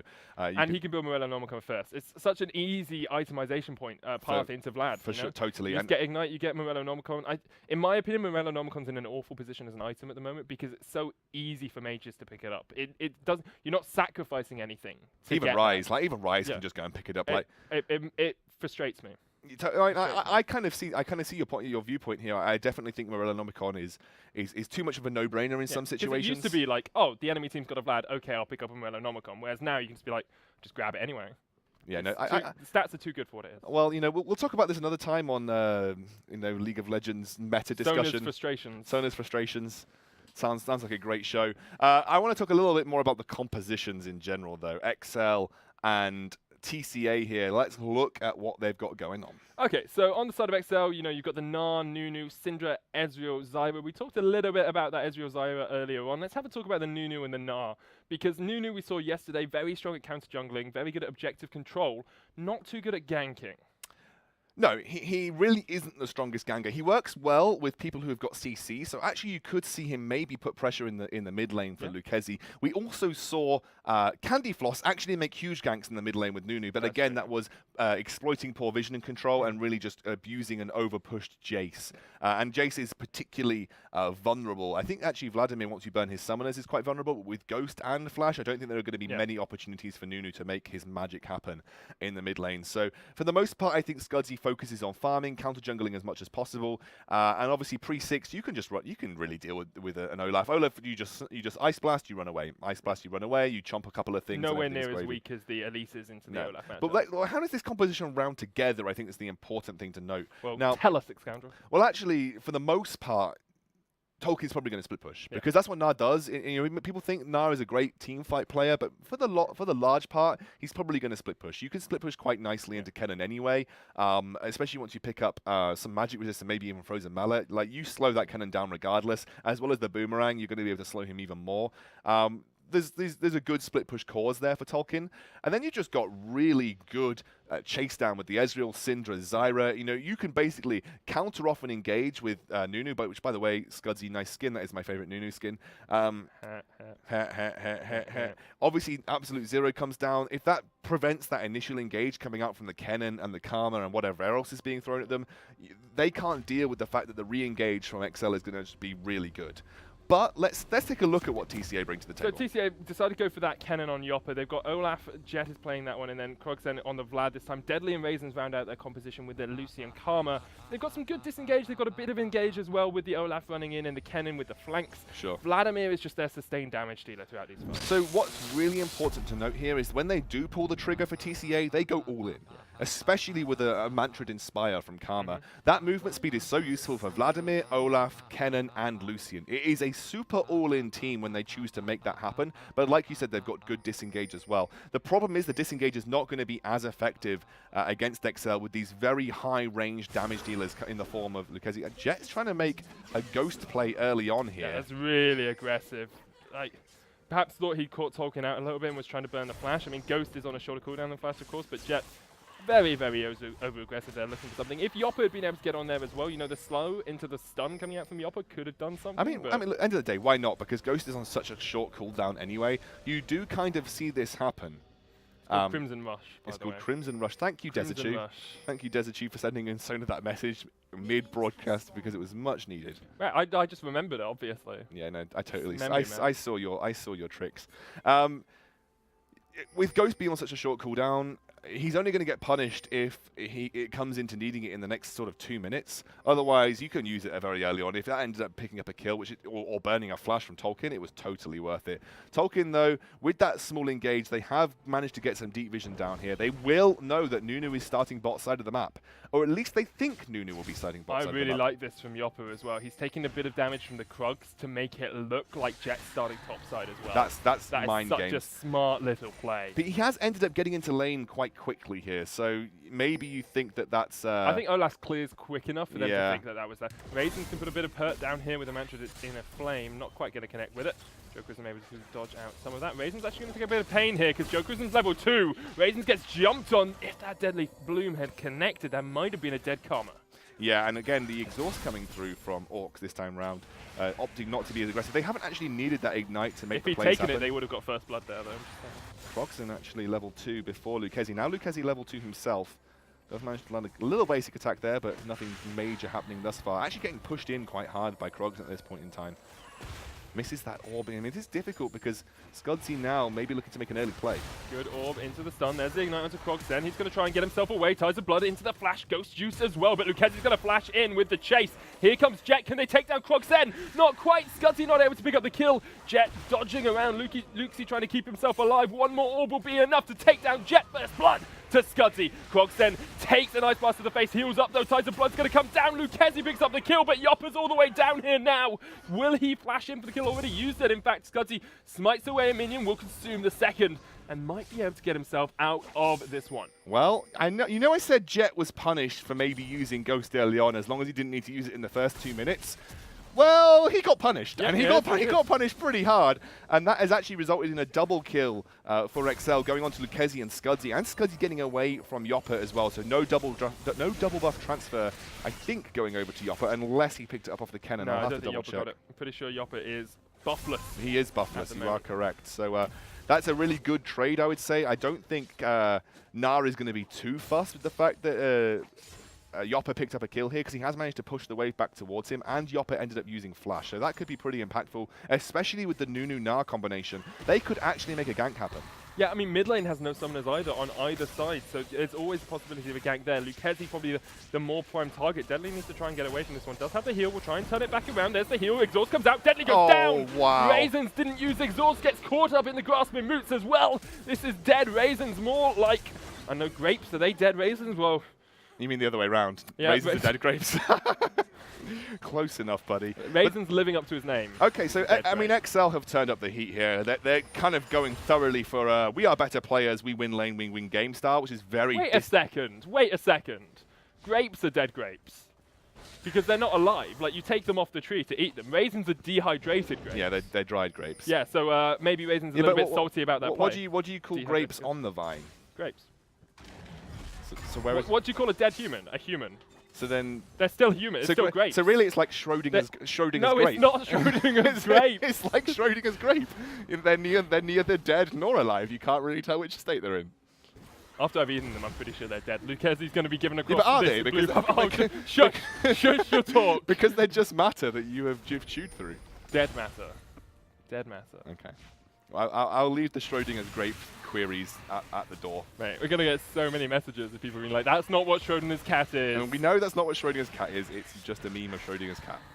Anyway, I do like giving Lucchezi this blue buff across, means he can spam spells a little bit more effectively in the mid lane. Kroxen should be trying to weave his way around those orbs. It's a very difficult dancer game you have to play to get away from those spheres of pain. The spheres of pain, I like that. I'm going to go for that in the future. It's I'd say Lucchezi's been a little bit more reserved. He's actually managed to keep level, I think, Kroxen with Lucchezi at this point in time, which is actually pretty useful into the Syndra matchup. Lucchezi hasn't been able to land as many orbs as he probably would have liked in these trades, which actually means, for the most part, he's ending up losing them. He has picked up the double Dorans, however, so just looking for a smaller early power spike than you would usually expect. The big win for me, though, is Jokerism in the bot lane. That double kill has accelerated his build to pick up a Cull and a Tear, so very quickly he should be able to get towards being relevant, which is kind of getting past that Tear phase and picking up some damage, and Ezreal really starts to shine. And by picking up that double kill, despite being behind on CS, that's really important. Kroxen's doing a really good job of dodging out these orbs. The problem is because of the blue buff on Lucchezi. Here comes the Ghost, though. Tides of Blood and Sanguine Pool dodges out the stun. Lucchezi has no place to go, no summoners on him. And that's going to be a very dead Syndra. Kill does go across towards Jet. Kroxen did not want to push himself in the position to get taken out with the Ignite and one more sphere. But great play by him to pick up that kill. Ghosted in, and because that ghosted on a shorter cooldown than Flash, Lucchezi was not able to get away. Yeah, absolutely. Lucchezi knew he was dead. He actually hit level 6 during that engage, I believe.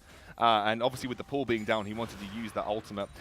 For the most part, I said that traditionally Syndra should be able to pressure Vladimir quite readily, but with the fact that Kroxen's just dodging spheres left, right, and center, like Lucchezi's basically been able to land 0 poke in these trades and has been losing them all the time. Lucchezi, or rather Kroxen, are now going to be spotted up by Scudzy, who will delay his back, which is pretty important. I think at the bot lane, Jet was looking for a gank, but hasn't been able to make it happen. We'll just back off as he was sat on a ward. What's been happening here for Scudzy, though? Apart from that early engage, hasn't really done much, hasn't really accelerated past Olaf at this point in time. Has picked up the mobility boots. That would tell me that he's either looking to just get in and get out of counter jungling situations, or he is actually looking to gank as the Nunu. I like to see him go for this Ocean Drake. You know, Ocean Drake really powerful in the early game, sort of falls off later on. If he can secure that, get some vision around that, and just take it away himself, Jokerism's going to be laughing all the way to the bank with that extra mana regeneration. So's Lucchesi. They're going to be in such a good position to win out trades in their lane and sustain themselves up. So, because on that Nunu you can take these really early Drakes by yourself, I'd love to see Scudzy and his team getting vision around them and then just taking it off the map. Yeah, I think if Scudzy goes to the Tribush and tries to make this Drake happen, then he will be in a tough situation. If Scudzy went the other way around, then they might not know that this is happening. Actually pinging back towards where Jet is, so maybe try to get some deep vision, and that could be the start of, you know, getting the vision for this Dragon push if they want it. Now, Lucchesi does have his flashback available, so not too susceptible to Krogsen at the moment, but Krogsen's in a pretty okay spot. Got his Ionian Boots of Lucidity up, got an Amplifying Tome in the bank as well. Do you think you're going to build towards sort of a more aggressive Vladimir with a Proto Belt here? I think maybe think about Proto Belt early on for sure. He will eventually build Spirit Visage. It's not the first item of choice for him these days. He just scales better. They're actually going to go for a massive. Oh wow! Oh, Yopper dodges out the stun though. Slicing Maelstrom. Tolkien will fall. Scudzy will go very low as well. Absolute Zero will take him out. Scudzy does pick up the kill, but meanwhile, we're going to see Lucchesi fall here to Jet. Gets an easy kill. Krogsen looking for Scudzy as well. If he can chase onto him, does have the flash.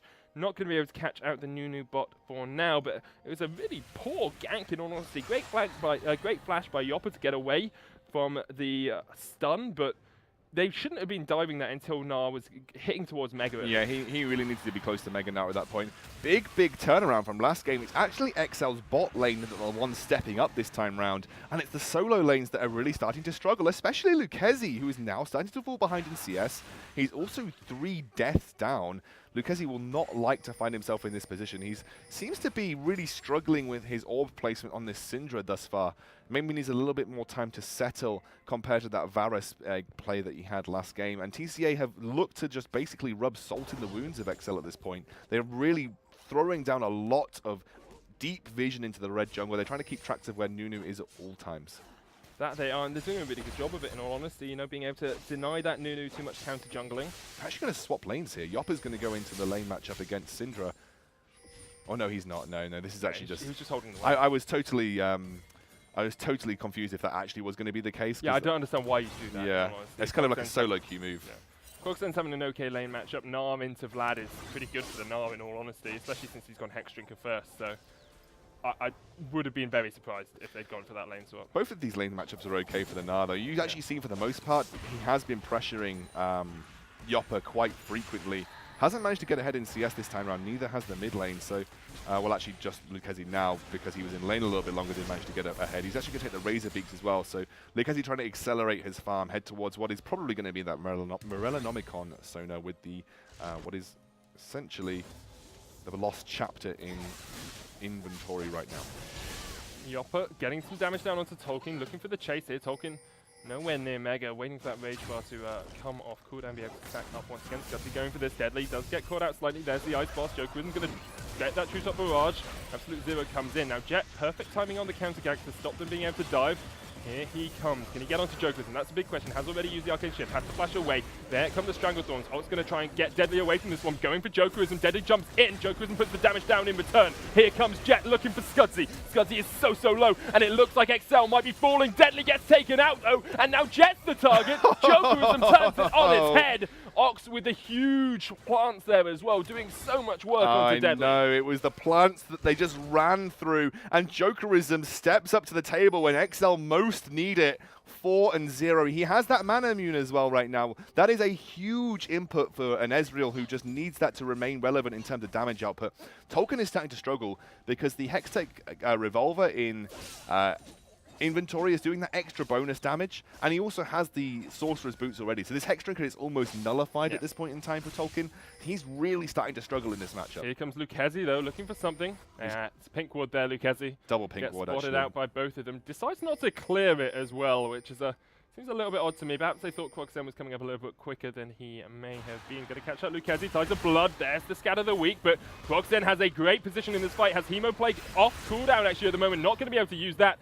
Has to jump away there from the Ignite and from the Unleashed Power. Will be able to get himself off towards safety though. Yeah, Lucchese's being essentially reared off time and time again here by TCA. He's really struggling with these roams. No Alistair in this game, mate. You can't make that pun again. Yeah, I know. Tolkien actually could get very close to dive here. He's thinking about going on Yopper. One more boomerang. Three-hit passive is OP. Boomerang doesn't quite connect.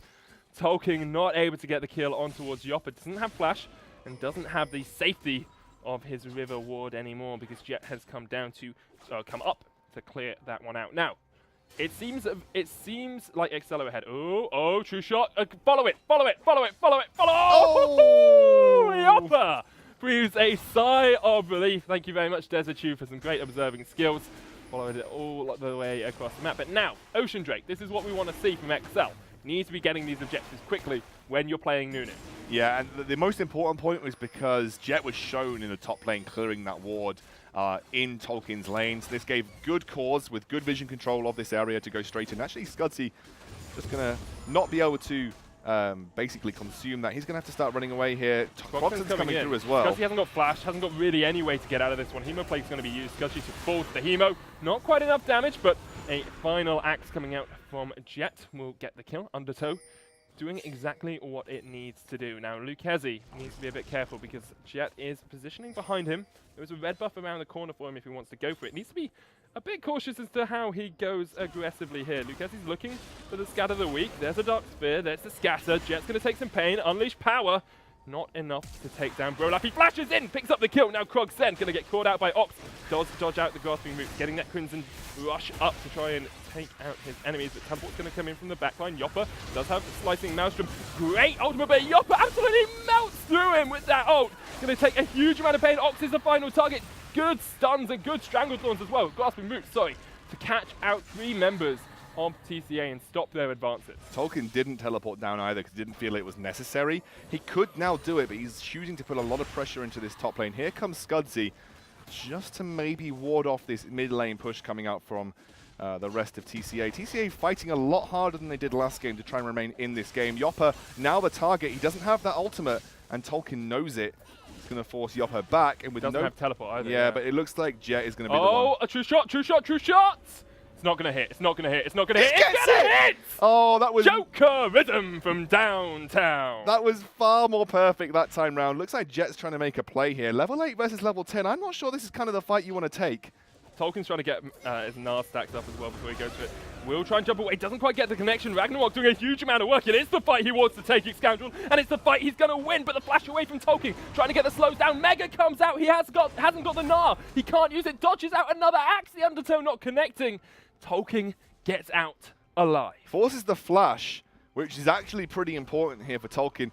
What happened to that Gnar ultimate? Did he try and use it to stop Yopper? He must have used it early on. He must have stopped it to try and Yopper teleporting. Had he had the Gnar ultimate, though, Jet would have been absolutely dead. Again, I thought maybe with the level difference, that might have not been a fight that Tolkien was wanting, but they do end up...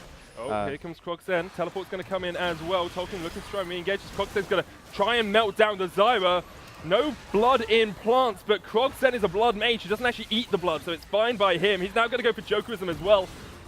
Can you eat blood? He actually gets the kill. Yeah, now Jokerism's going to turn Krogsen around. Now Tolkien is there as well. Needs to get into Mega. He has to use the heal. Getting that Gnar bar stacked up, but so low. We'll just proc the Mega before he goes back to make sure he doesn't go down. I assume he will. Actually, not even going to use it. We'll just back away. And the top lane tower is the target for Jet and Yopper. Using that Krug buff, actually, to get extra damage onto the tower. They might lose their mid as Lucchese just continues his push down the middle lane. I think they've already got that bot lane tower. Going for bot lane. Scudzy's coming. Raisins is going to go low. Here comes the Absolute Zeros. Raisins flashes away. Actually gets out of the Absolute Zero as well. But one Mystic Shot from Jokerism and an Ice Blast from Scudzy is enough to take him down. 11-7 the scoreline, and the action is back and forth. But I think we have to look at Jokerism at the moment. He's 6-1 on that Ezreal. Jet has been committing a lot of time to this top lane. It's going to allow, with some fortunate timings here for Excel, Scudzy the ability to just walk in and steal away as much of this blue side jungle as possible away from TCA. I've got to say, though, this has been a game that has been thoroughly carried by Jokerism and the bot lane from Excel. They actually stepped up considerably from their early game in the last period, because had they not been there and had they not been dominating this bot lane of Deadly and Raisins as hard as they have been, they would have really struggled. Actually, three members closing on this. Going to try and take it away with the Grasping Roots. Jet will take it, but he's going to fall straight away. Now Yopper has no place to go. Doesn't even get time to use the Slicing Maelstrom. will get taken out. You can't, of course, take away the Rift Herald buff, but can deny it from the enemy team. How long does it sit there for? That's what I'd like. It's about 30 seconds in all honesty. Yeah, so if they can, if they can protect that, like that's just a wasted a little bit of time. Zen, what are you doing, man? Yeah, that was an interesting Flash one. didn't use Proto Belt. Flash, he literally just Flash transfusioned. But I think he did it to a plant. I don't even think he hit Ox with it. That was I hope we haven't got a UK Legends situation on our hands here, because TCI are definitely not completely out of this right now. No, not at all. They can still definitely get into it. They've got that Kennen who's doing a huge amount of work late game. I mean, they are kind of out of it, but they're not completely out of it. It's only 7,000 gold, you know? It's not absolutely huge. They are quite far behind, as we'll both agree, and that Ezreal is pretty darn beefy, but you have got the Olaf, you've got the Kennen, you've got that great flank potential. Krogsen is still, he's Vladimir, you know, late game he's going to do a huge amount of work. Can definitely still they composition if they turn as a 5 and make these big forward-moving plays happen. They're actually in a really solid situation, because they have a load of movement speed. They can get onto the back line of Orcs and Jokerism very readily. But the problem is they have to get through now the Iceborne Gauntlet. They have to get through the Scatter the Weak, the Gnar Ultimate, and Scudzy's Absolute Zero. All the movement speed in the world probably isn't going to get you past all of those obstacles. So they have to find a situation where they can flank and catch XL off guard. Otherwise, if they run at them full frontal, I feel like they're really going to struggle. XL have stepped up every aspect of their game. You know, they were struggling in the early game again, but they've stepped up their vision control. All of their lanes have started to win, and this is exactly the build I was talking about with Tolkien, picking up some magic resist and going Frozen Mallet. Yeah. That gives you a huge split push potential versus Yopper. We talked about it in Champ Select even. And this is probably why you'll probably find that Yopper is avoiding Tolkien as much. I think one of the big things as well, Yopper's probably the only one who can actually play okay into Jokerism. You know, if Deadly's there, he's just going to get caught out time and time again. Krogsen might get caught here. Raisin's going to come in from the side. The Hemoplays come down. Krogsen is dead. No way of him surviving that at all. And now Raisin's next target absolutely melted away. Great play here by XL to catch out 2 members. Jokerism's coming in for the 3rd. Gets 1 Iceborne Gauntlet proc off, gets a 2nd, but Ragnarok is enough to get Jet away for now. Drake is on the cards. It will be the 2nd Ocean. Lucchesi dodges away from Deadly. Piercing light, sorry, not going to connect. And Jokerism goes in. 1 Iceborne Gauntlet proc. Mystic Shot comes out once again. Deadly has to use the culling to get himself away. And Scudzy will take this dragon for himself. Yeah, he should be able to just consume this one away. I want to point out part of the kit that XL have brought in with this Nunu, especially the fact that they can essentially, if they do make a catch onto somebody, they can basically separate the entire TCA team for the fact that if they do isolate someone, there is going to be no help. Even with that Inspire on the Karma, she was moving at such a slow rate through the Absolute Zero that she could not even get into a position to help Krogsen there. So honestly, XL driving this one ahead. They are looking poised to go 2-0 versus TCA. A massive win for them going into the finals of the ESL Premiership, but also a massive win for them to build their confidence throughout the UK Masters. Oh, definitely. It's exactly what you want. You know, you lose out in your first week, don't have a good week at all, go 0-2. Second week, you have to come back swinging, and that's exactly what they've done. They've taken commanding goal leads in both these games. They're playing with 2 slightly different compositions, not always relying on that same composition, and just playing really well. You have to give credit to Jokerism as well. You know, he's really stepped up today. This is what I mean. Jokerism is the one member that I feel has sometimes not performed as admirably as he could have done. We've always talked about Jokerism as being a top-tier UK AD carry, because he is. You know, he is a top-tier UK AD carry. But he has had some weeks where he felt like, I don't feel like he's been playing at his potential. He's picked up Ezreal for 2 games in a row here. He's essentially doing what Sebla did to them the previous week and has been playing great play there, you know, from Jokerism. I always think Ezreal's one of the best AD carries in the meta at the moment. Caitlyn there as well, of course. But I think Ezreal, in my opinion, trumps Jhin 9 times out of 10 if you can get ahead.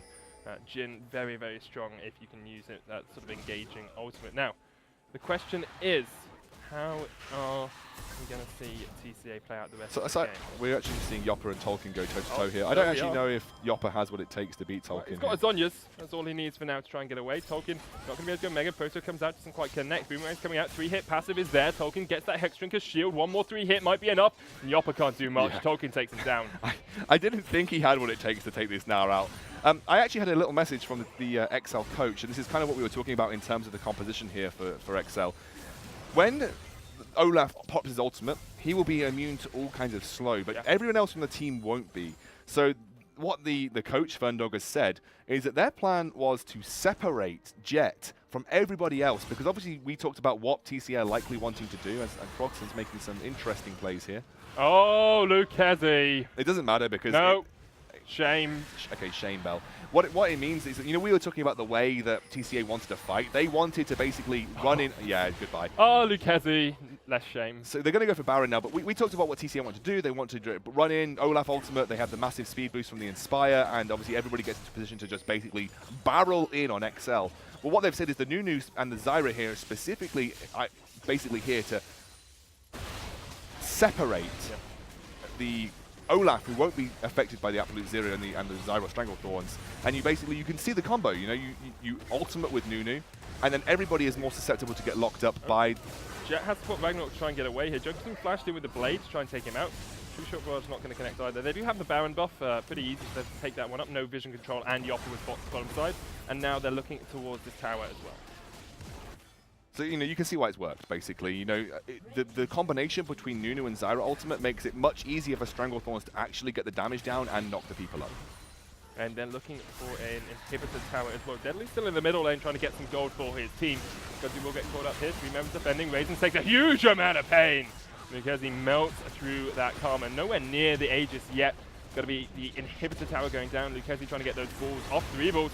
Oh, actually only 2 of them that time. Jet gets caught up in them. Krog sent up towards the top side. There's no escape apart from the flash, which he uses timely to get himself away. Now, Yopper's joined the fight once again. Deadly is already dead, and Yopper will get caught out. Has to pop the Zhonya's. They're looking for the Nexus turrets here. Should be an easy enough cleanup, really, for XL. They're going to turn onto Krogseng. Good Hemo Plague onto Jokerism, but Absolute Zero will take down the Vladimir. Ice stronger than blood for the day. They take down the first Nexus turret. They're not going to look for too much more, because they know Yopper is back up with that Slicing Maelstrom. Unleashed power used on the Karma absolutely melts him away. Teleport coming in behind. Now what can Yopper do? Can he get onto Jokers? And yes, he can. Electrical Maelstrom, Slicing Maelstrom, whatever you want to call it, it was enough.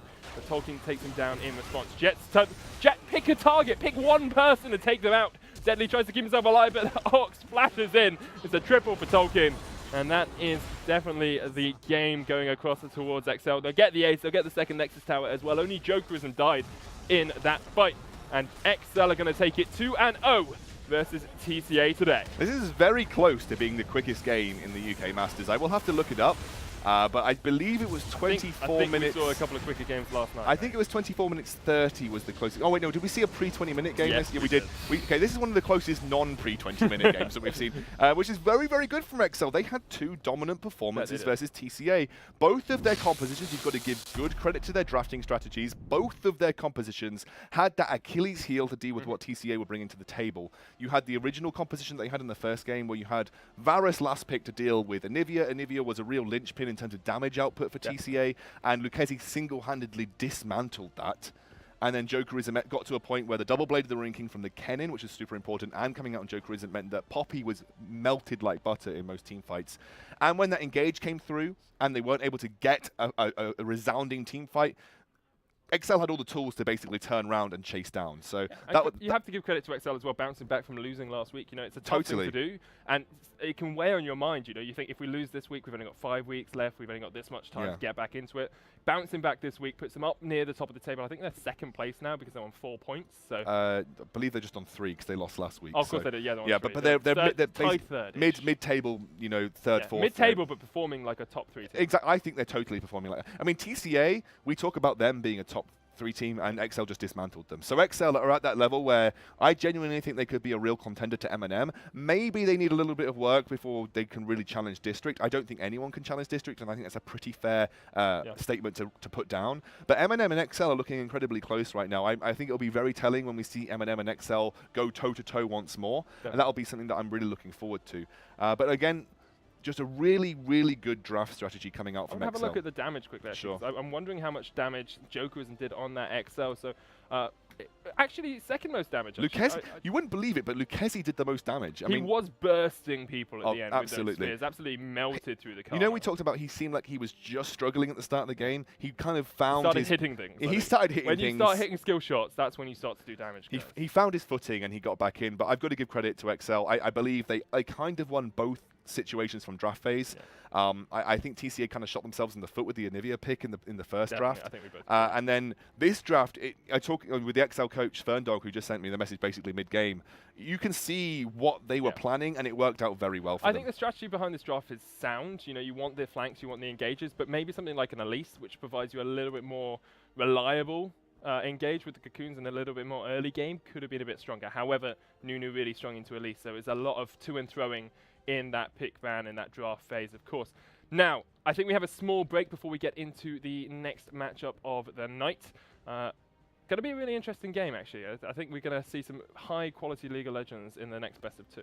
Totally. Perilous Void, although you may laugh, you may say, haha, versus M&M, they actually put a really good showing on in the ESL Premiership in the first week, I believe. Yeah. M&M, especially Artorias, played Kled, and actually was pretty solid on it. I think Artorias is the only player in the UK that has actually played Kled professionally at this point in time. He's really fun to watch and actually does a pretty good job in most situations. So keep an eye out on that. We'll be back in roughly, well, I don't know how many minutes, but it's going to be a number of minutes. A number of minutes. A number of minutes. Might be Prime. Who knows, guys? It might be a Prime number, and then Sona will be very happy. So make it 13 minutes. We'll be back very, very shortly. 17? Okay, why not? We'll be back very, 19? very shortly with the next best of 2 between 3. Perilous Void and M&M. Stay 5. tuned.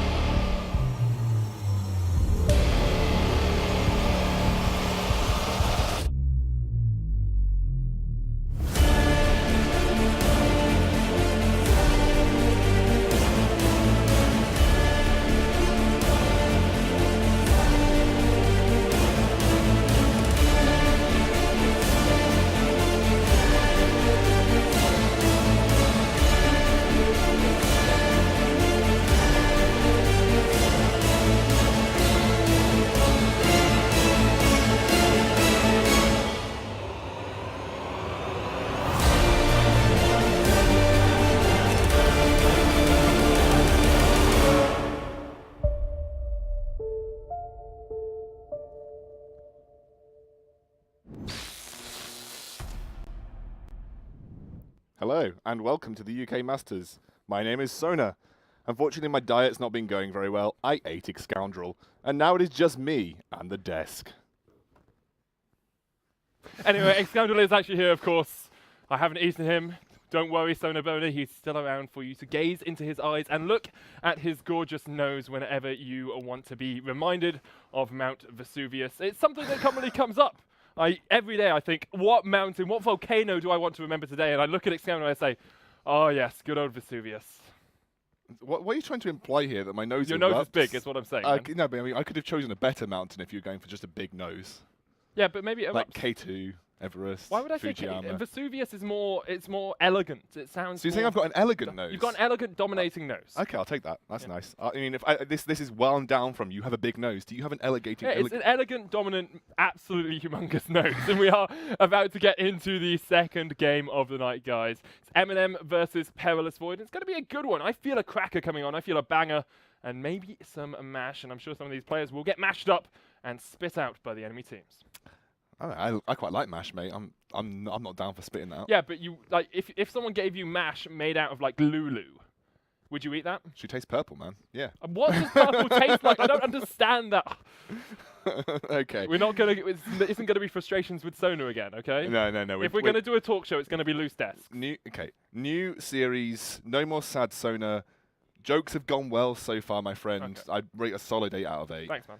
We're into picks and 5 bans out of already, 7 though, for you. so I guess we should get straight into them. It is going to be Perilous Void versus Eminem. Eminem, probably the clear favourites in this best of 2, but who knows? Perilous Void have surprised us before, so we'll have to see what is brought to the table, or rather the desk. Yep, Perilous Void on the blue side, Eminem on the red. Nidalee going to be the first ban out here from Void, and Syndra coming out from Eminem. Really common bans that we see all the time. You know, Nidalee, incredibly strong jungler at the moment. Have to expect the Karma ban, the Caitlyn ban, probably a Jace ban. Specifically against Furion. Actually, to be honest, I generally don't see Nidalee bans unless that jungler is particularly good at Nidalee. Furion has got a large reputation as having been a very solid Nidalee player throughout her popularity and still thus far too. Kennen banned out here too, so only Angel won't be getting his hands on that. This kind of lends to the fact that maybe Artorias is thinking about a Kled pickup. Yeah. That could definitely be on the cards for him here. Poppy going to be banned out afterwards, so we'll have to see what now winds its way down. I think Karma is probably a ban here. I think Karma is a ban, especially if PV don't think about picking that up first, then Eminem maybe forced to ban Karma here. It just depends if they think they're worried about Karma being a first pick for Perilous Void. If they are bothered about Perilous Void taking Karma, which for most opposition you probably would be, but I guess Eminem know that they are the favourites here. Maybe they aren't so worried. Hado and Smiley maybe not as fussed about Karma going over to Prosper. The option is to ban out something like Jace and then let them pick Karma and take Kate Zyra off the cards, which is an incredibly strong lane matchup. So Jace, it's going to be the Jace ban. I expect the Karma pick coming out here from PV. Karma probably the more likely first pick.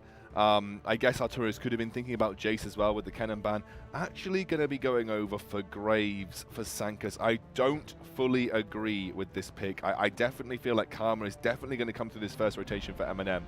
And they could even pick up Caitlyn. Karma Caitlyn is Karma Caitlyn impressive lane to have to deal with. Yeah, for sure. I would not be surprised to see Karma Caitlyn. This is something that Perilous Void have done frequently, by the way. They have always prioritized Graves, despite him really not being a power pick thus far. So we do see him banned out every now and again. Sometimes. Not commonly. Some people like to put him sort of A tier alongside some of those sort of Rek'Sai, yeah, definitely. And he is okay, but you've still got Elise on the cards here for Eminem. You've still got the Nunu as well, who's incredibly powerful on 6-2-0. I don't see the Graves first pick being a huge benefit here for Perilous Void, and as you say, they do pick it up commonly for Sankas, and he's very good at it, but I have to feel that if you Caitlyn Braum, Caitlyn Karma here is a really strong match. Actually, I'm really surprised that they haven't gone for the Caitlyn, instead going for the Jhin Braum composition here. So XD Smiley, very, very good Jhin player, and I guess they mean Mr. Chickenface XD. Mr. Chickenface XD. And obviously, maybe they just feel that the Braum has more relevance, especially with Graves being on the table. You can really shut down a lot of what Graves can do with that Unbreakable. So maybe this is just a reaction pick, but it does leave open things like Caitlyn and Karma for PV definitely. If they should choose that in their particular draft phase thus far. Exactly. I think Zyra on the cards as well. Ezreal Zyra, we saw Jokerism play it incredibly well I think Zyra's pretty good here. The only issue with Zyra is if you do land a Winter's Bite into Deadly Flourish, she's probably going to take a whole world of pain. It's so weird that for picks that we often think are so powerful are kind of being flat out ignored. Well, when you don't pick them up early and you start to see the enemy team's composition like round itself out a little bit, you do want to go for that, as you say, the tankier bottom lane with the Alistar. Ezreal there as well, almost knocked that mouse off the desk. I got you, buddy. Thanks, man. Now, so it's going to be Alistar Ezreal. You've got the Graves there as well. You need a little bit more CC, you need a little bit of tankiness from the rest of it does limit what Artorias can really pick up in the top lane, because you're going to need someone that can essentially be a tank for him. I guess your natural gravitation would be to go towards Gnar, which we have seen Artorias play quite frequently, which is why I think Only Angel is thinking about one of his best champions does quite well into Gnar, which is the form of the Irelia. I think they predict the fact that with this composition coming through, Gnar is going to be the likely course of action for them, so they're going to immediately try and pick up just knowing that that's probably going to be the case, so that they can make sure they counter Brad. I say this not because Brad is someone that you have to be worried about, it's because Brad is probably the weakest link in the PV lineup. I think it's something that Larssen will probably be looking to try and put a lot of pressure on when they go into the laning phase. I was going to ask, how do you feel about, it's going to be the Gnar lock in here actually at the end, how do you feel about Nunu into Graves? It's not a matchup I've seen commonly, it's not going to be picked here, it's the Lee Sin picked up for Furion, but Nunu into Graves, I feel he does a pretty good job, in all honesty. You've still got better objective control. You're still able to go into the enemy jungle and take him down. And with the Ice Blast, you're slowing his attack speed as well, which does actually make a little bit of a difference. I think Graves brings a lot of burst that isn't attack speed orientated, so you do have to be careful as Nunu. So I don't think it's as cut and dry as that. I think because you have collateral damage, you have the explosive shot, or buckshot, whatever it's called. It used to be called buckshot. It's not end called of the line. End of the line. Yeah, end of the line. That's what I'm looking for. You've got end of the line, so that doesn't need to be affected by attack speed. So, you know, this is an interesting. It's not going to be. No, this is not going to. Don't talk about them. No, I'm not going to. Learned this today, Scoundrel. It's just because Prosfair was famed for his Thresh. So yeah, but you've got Alistar. Like, where are you going to take the Alistar? Jungle Alistar, perhaps? It's very old school meta. Totally true. I missed that. They're going to be probably. I think Victor is a solid pick here, and then you just have to think about what you're going to take in the top lane. And it looks like Artorias is going to be thinking about the Echo. Does quite nicely into Gnar. It does leave open that mid lane for Larssen now with the Rise off the table. And Victor being picked up and Syndra being banned, it doesn't leave too many options open for Larssen in terms of tier 1. That would be a tier, like a C tier pick, in my opinion. As it, like, he still does do some damage, and if you're really good at him and just mechanically better than your opponent, you can win out matchups. But you've still got things like Vladimir on the card. He's not super strong, yeah. I think Azir would be. I mean, I'm not going to talk about it too much until it gets locked in. I think it's Cassio as well. Likely that Cassio and Vlad are two of the better picks. Vlad struggles into Victor, as does Cassio in a lot of situations. So I wouldn't be too surprised to maybe even see Aurelia and Sol. It's someone that kind of lies on the outliers of being that top tier pick, and we know that Larssen is very good at making roam plays. So I would expect Sol, Cassio, or Vladimir to be the choice here. He's actually going to pick up the Cassio at the end, which, again, when you're looking at what kind of tier list of mid laners are left over, it makes a lot of sense that Cassiopeia would be that pick left for Larssen, that or Vladimir. I think Cassio does slightly better into Victor than Vladimir does. So this means that Larssen has that opportunity. If he can dodge that death ray, probably outtrades Brad quite readily, so it's not a bad pickup. It's all about being able to get those twin fangs off. You know, you're getting energy back from mana back from them. You can get some health back from them as well. So I think if you're able to connect with that pretty effectively, you can really melt away at your opposition, which is exactly what he wants to do. If he can dodge the death ray, I think first couple of levels with the Siphon power, he's getting a shield off you. All he has to do is auto attack you, get a huge amount of damage down. So the Victor wins that out. But as you get to 6, 7, 8, I think the Cassio has that matchup in the bag. Yeah, no, I can see that. I think Larssen has that positional play where I think for the most part, he probably can outposition Brad. Now, Brad has actually performed quite well. A bit like a Donna Brixton, he's actually got back up to the realms of Diamond 1 quite readily. So he's done a Brixton, got back up to Diamond 1. So who knows, maybe Brad has found a way to turn around his fortunes. He has been the person that has been put behind quite frequently by the top teams, especially sort of those top tier mid laners. He has struggled against them sometimes. So we'll have to see how he performs against Larssen. Now is that 3-minute delay, Sono, when we can have a little chat about team compositions. So let's talk about this competition, because Perilous Void, about halfway through their draft, I said they were lacking tanks. They've gone for the Echo pick in the top lane. They've got Graves, Victor, Ezreal, Alistar. Now, Echo used to be this sort of top laner that was a little bit versatile. You could build a bit of tankiness on him. You know, you could play that tank Echo that just did damage through Z-Drive Resonance. That's fallen off a little bit now. We tend to see more of the burst Trinity Force Echoes. Do you think Artorias is going to go down the tank route, or do you think it's going to be all about just jumping into that backline? I think with Alistar, who's probably going to be soaking up damage, you're going to be more relying on the CC you bring to the table as opposed to straight up kind of like being a tank. I think the point here for Perilous Void is going to be you go for a Headbutt Pulverize combo, and then you just jump your Parallel Convergence on the top of it. You throw down that Gravity Field on top of that. It's kind of like just comboing that CC. Yeah. They've got very good all-in engage. They've got very good burst. If they do land their CC train, someone will die from MNM. But if they don't get what they need from an engage, things get flashed, suddenly that turnaround from MNM is like a lightning bolt. Well, let's talk about the MNM turnaround then. They've got the Gnar, Lee Sin, Cassio, Jhin, Braum, so they've got a little bit more tankiness with the Braum and the Gnar. They've got the Lee Sin for those engages, you know, always looking at that Dragon's Rage kick. If you play your mechanics where you can do it superbly. Cassio, very mechanically intense champion as well. Larson has always been one of those top-tier mid laners in the UK. You know, in the UK, so he's so powerful. Yeah. I have to think that MNM have a slightly more rounded team composition.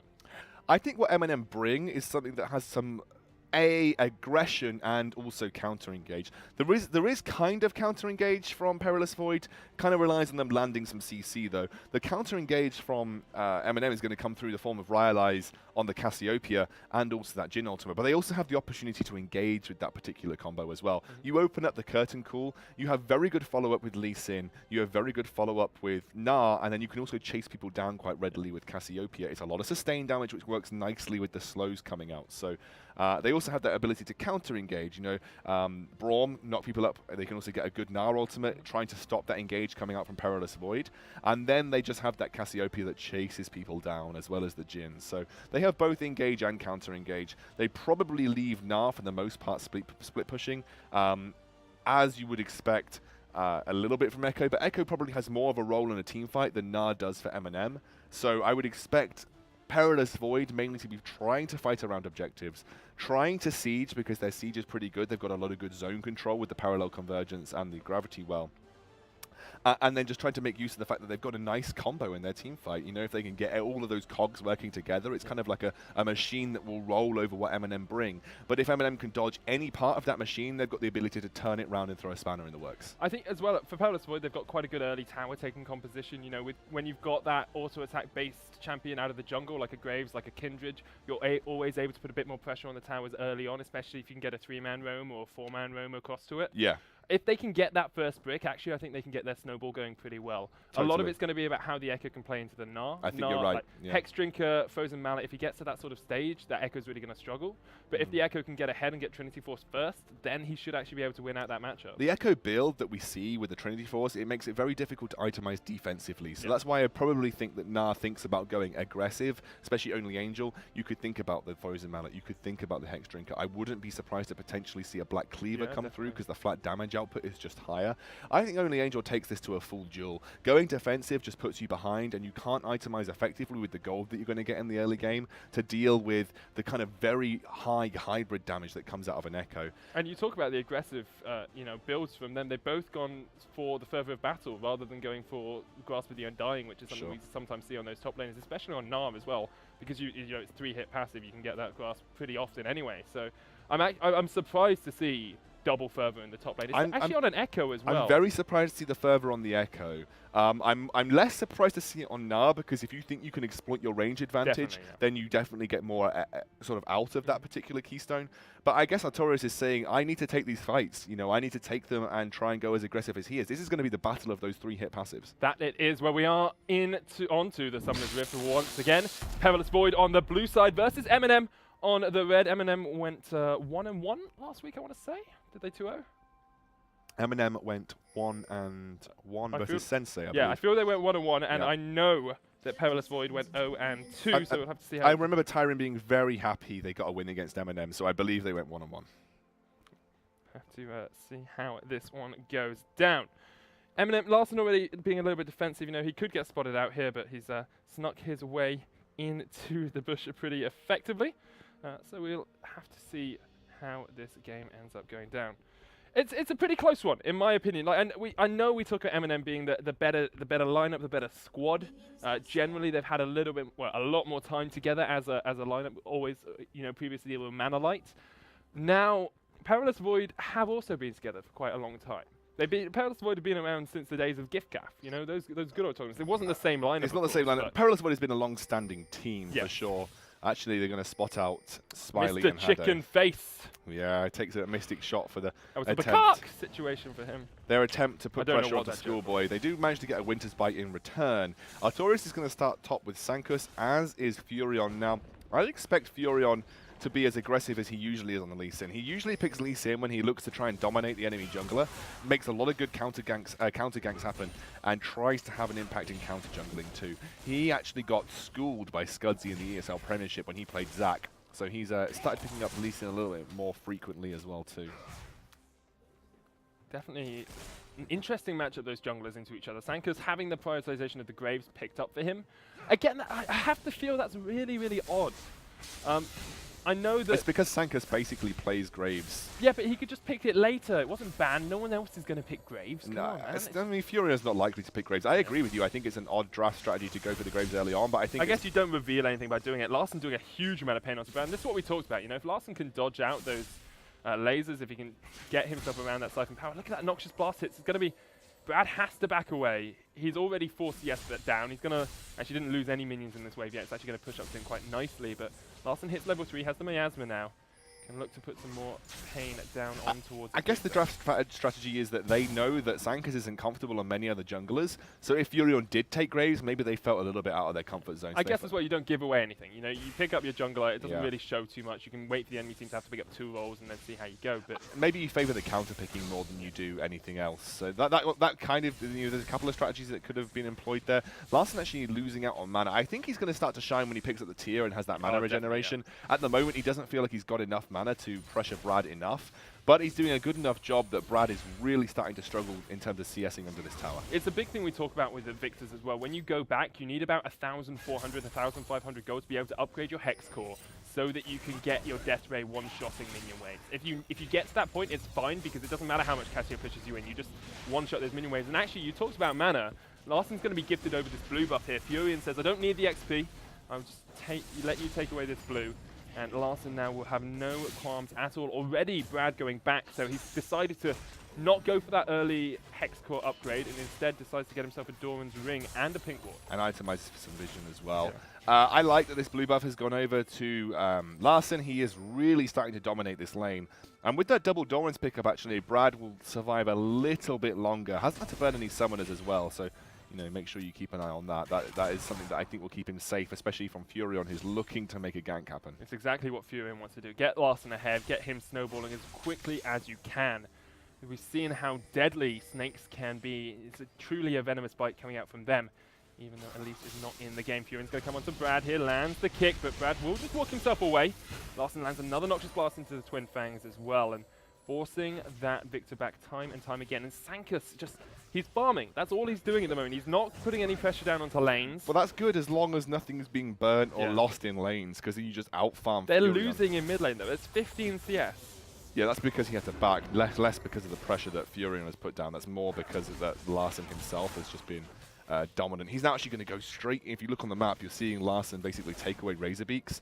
Yeah. So that's pretty huge, actually. Artorias now trying to go aggressive onto Only Angel, but made it very obvious that Sankus was moving up. And with nothing left on the field for Sankus, he's actually just going to have to back off. That he is.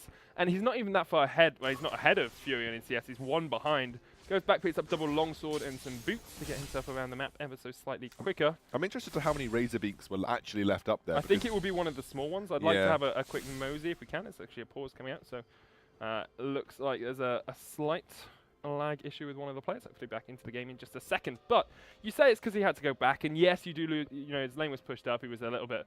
it lost a little bit of CS to tower. But still, 16 CS down on that Victor over the Cassio. It's just going to fall further and further behind. We talked about this actually in the pregame where I said the one lane that I've always seen Perilous Void struggle against in terms of the bigger matchups has always been the mid lane for Brad. Brad is their weak link.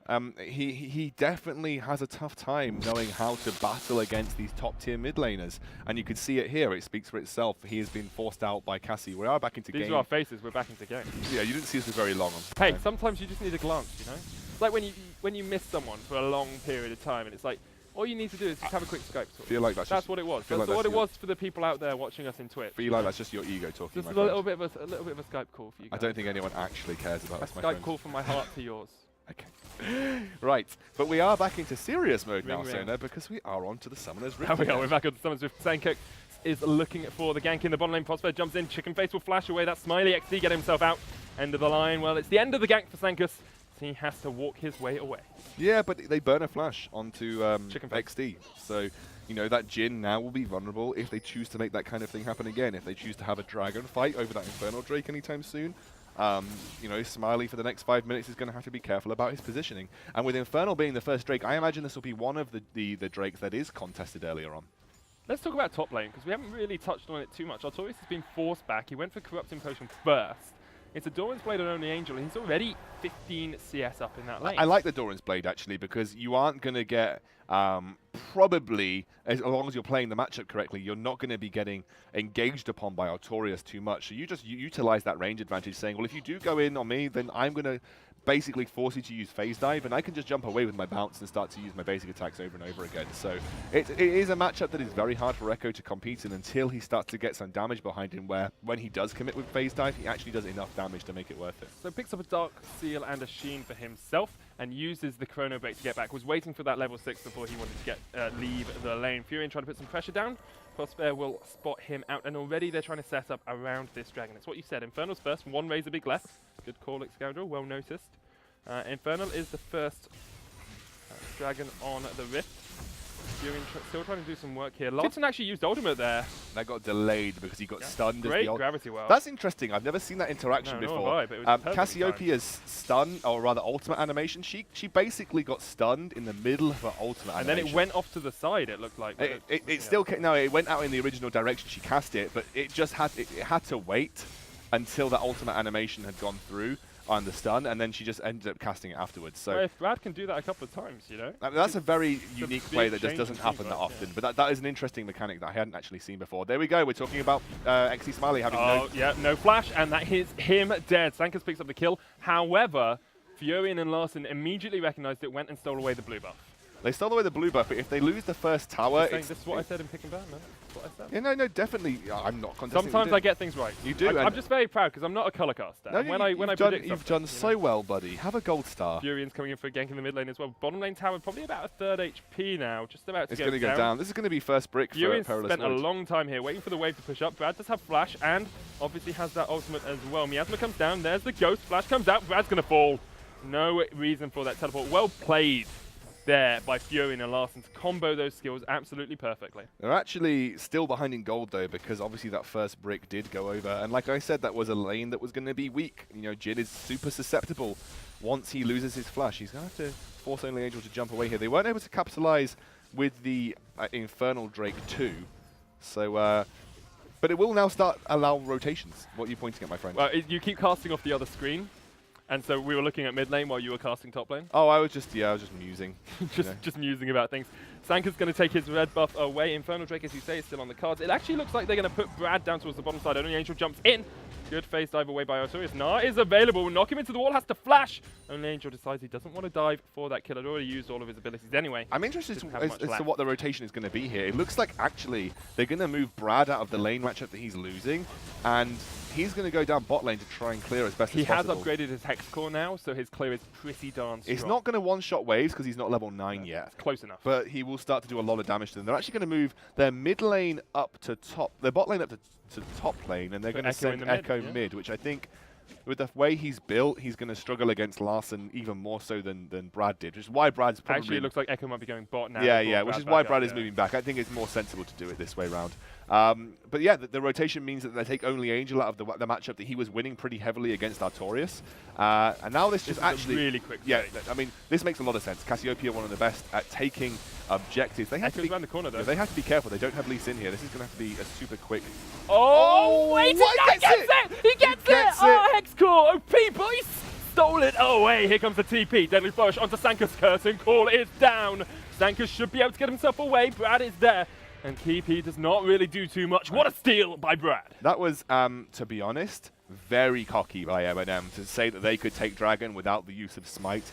Brad's Hextech core upgrade single-handedly saved day for their ability to take that Dragon off the field, and they come away with the Infernal Drake too. This is blow after blow for MNM, who, to be honest, if this is the MNM of old, they would have been winning lane, winning game. They're going to lose top tower as well. Exactly. Because they're probably not going to lose it, but Schoolboy's going to put a huge amount of pain. Because the move to Dragon was amazing, because they exploited the rotations from Perilous Void, but to do it without Lee Sin, a very, very bad choice to have made. Only Angel now, he's going to get locked into the parallel convergence nearly. He jumps. Yeah, he jumps away. Skipping a jump away by the Gnar. Will take a Time Winder to face in return. Furion's coming across from the side.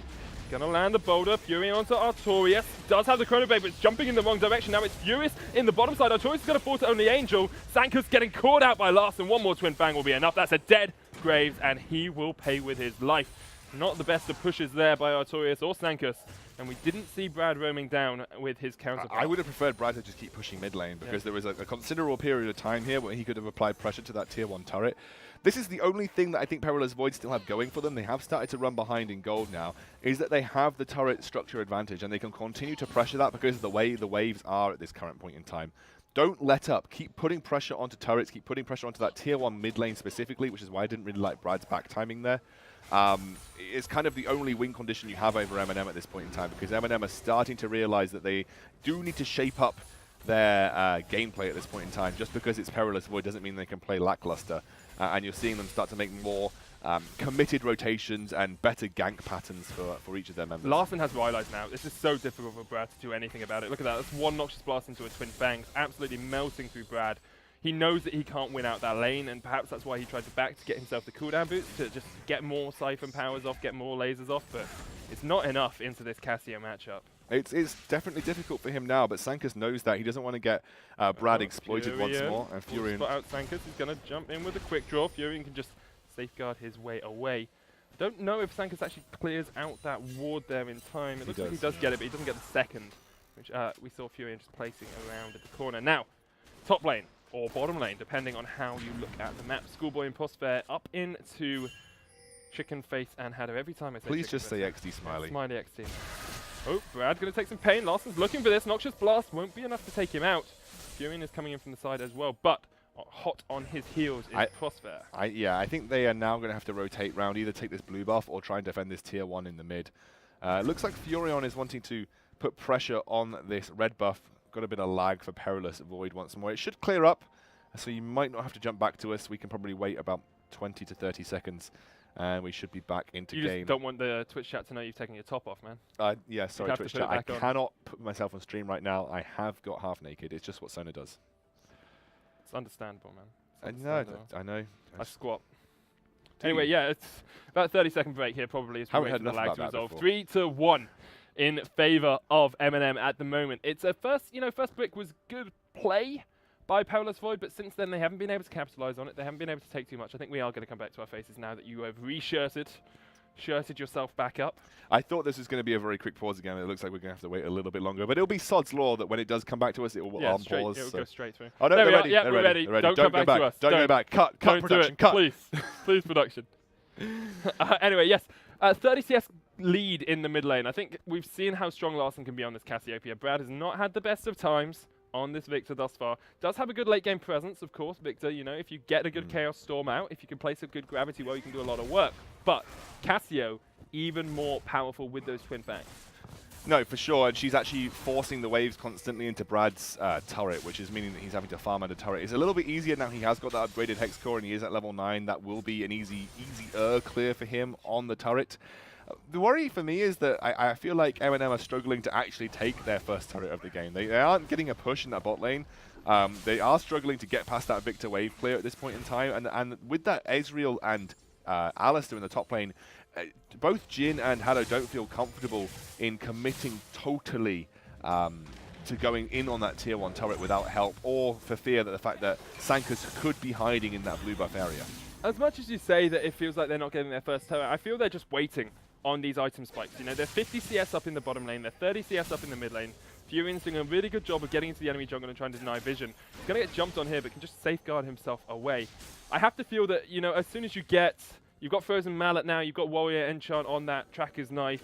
As soon as this Jhin gets his U-moves, I feel that's when we're going to see M&M actually look for a fight. Yeah, I think you could be right. I think the other part is that they maybe aren't so stressed because it's only one turret down at this point in time. They don't need to ultimately react that heavily. And they don't exactly have the best siege team right now against the Victor in the world. And all of these side lanes, the wave clear is just as good for Perilous Void in every lane. And the wave push isn't exactly mega strong. So they're quite content to just run this through. I think the biggest stinger will be that Infernal Drake having been lost. If they picked up that Infernal Drake, they probably would have been in a very comfortable position. But again, they made that sort of almost cocky play that they thought they could take it without Furion being there, and got punished by Brad's Death Ray, which obviously ended up picking up on the second part of the upgraded Hex Core, the afterburn, I would say, of the Death Ray. So that was a kind of a sting in the tail, like you said, for M&M, but it hasn't really shunted their ability. The Youmu's is there right now for Smiley. Looks like Larssen, obviously, with that Rylai's, that's a bit of an item spike, and like you said, Frozen Mallet is there. I mean, this could be a time around the next dragon in 45 seconds to look for a fight.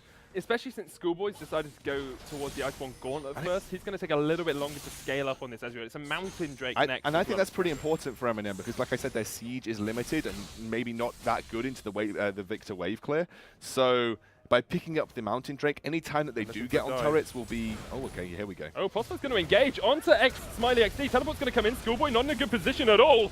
That's the Dragon's Rage, but he does get the heal out. Here comes Sankus. Only Angel's going to jump in with a Gnar. That should be a dead Schoolboy. He'll get taken out. The Curtain Call comes down as well. Prosper locked underneath his tower. Sankus takes a couple of shots. Concussive blows will come up. Only Angel almost dead, but here comes Larssen. Artorias has TP'd into the back line of the fight.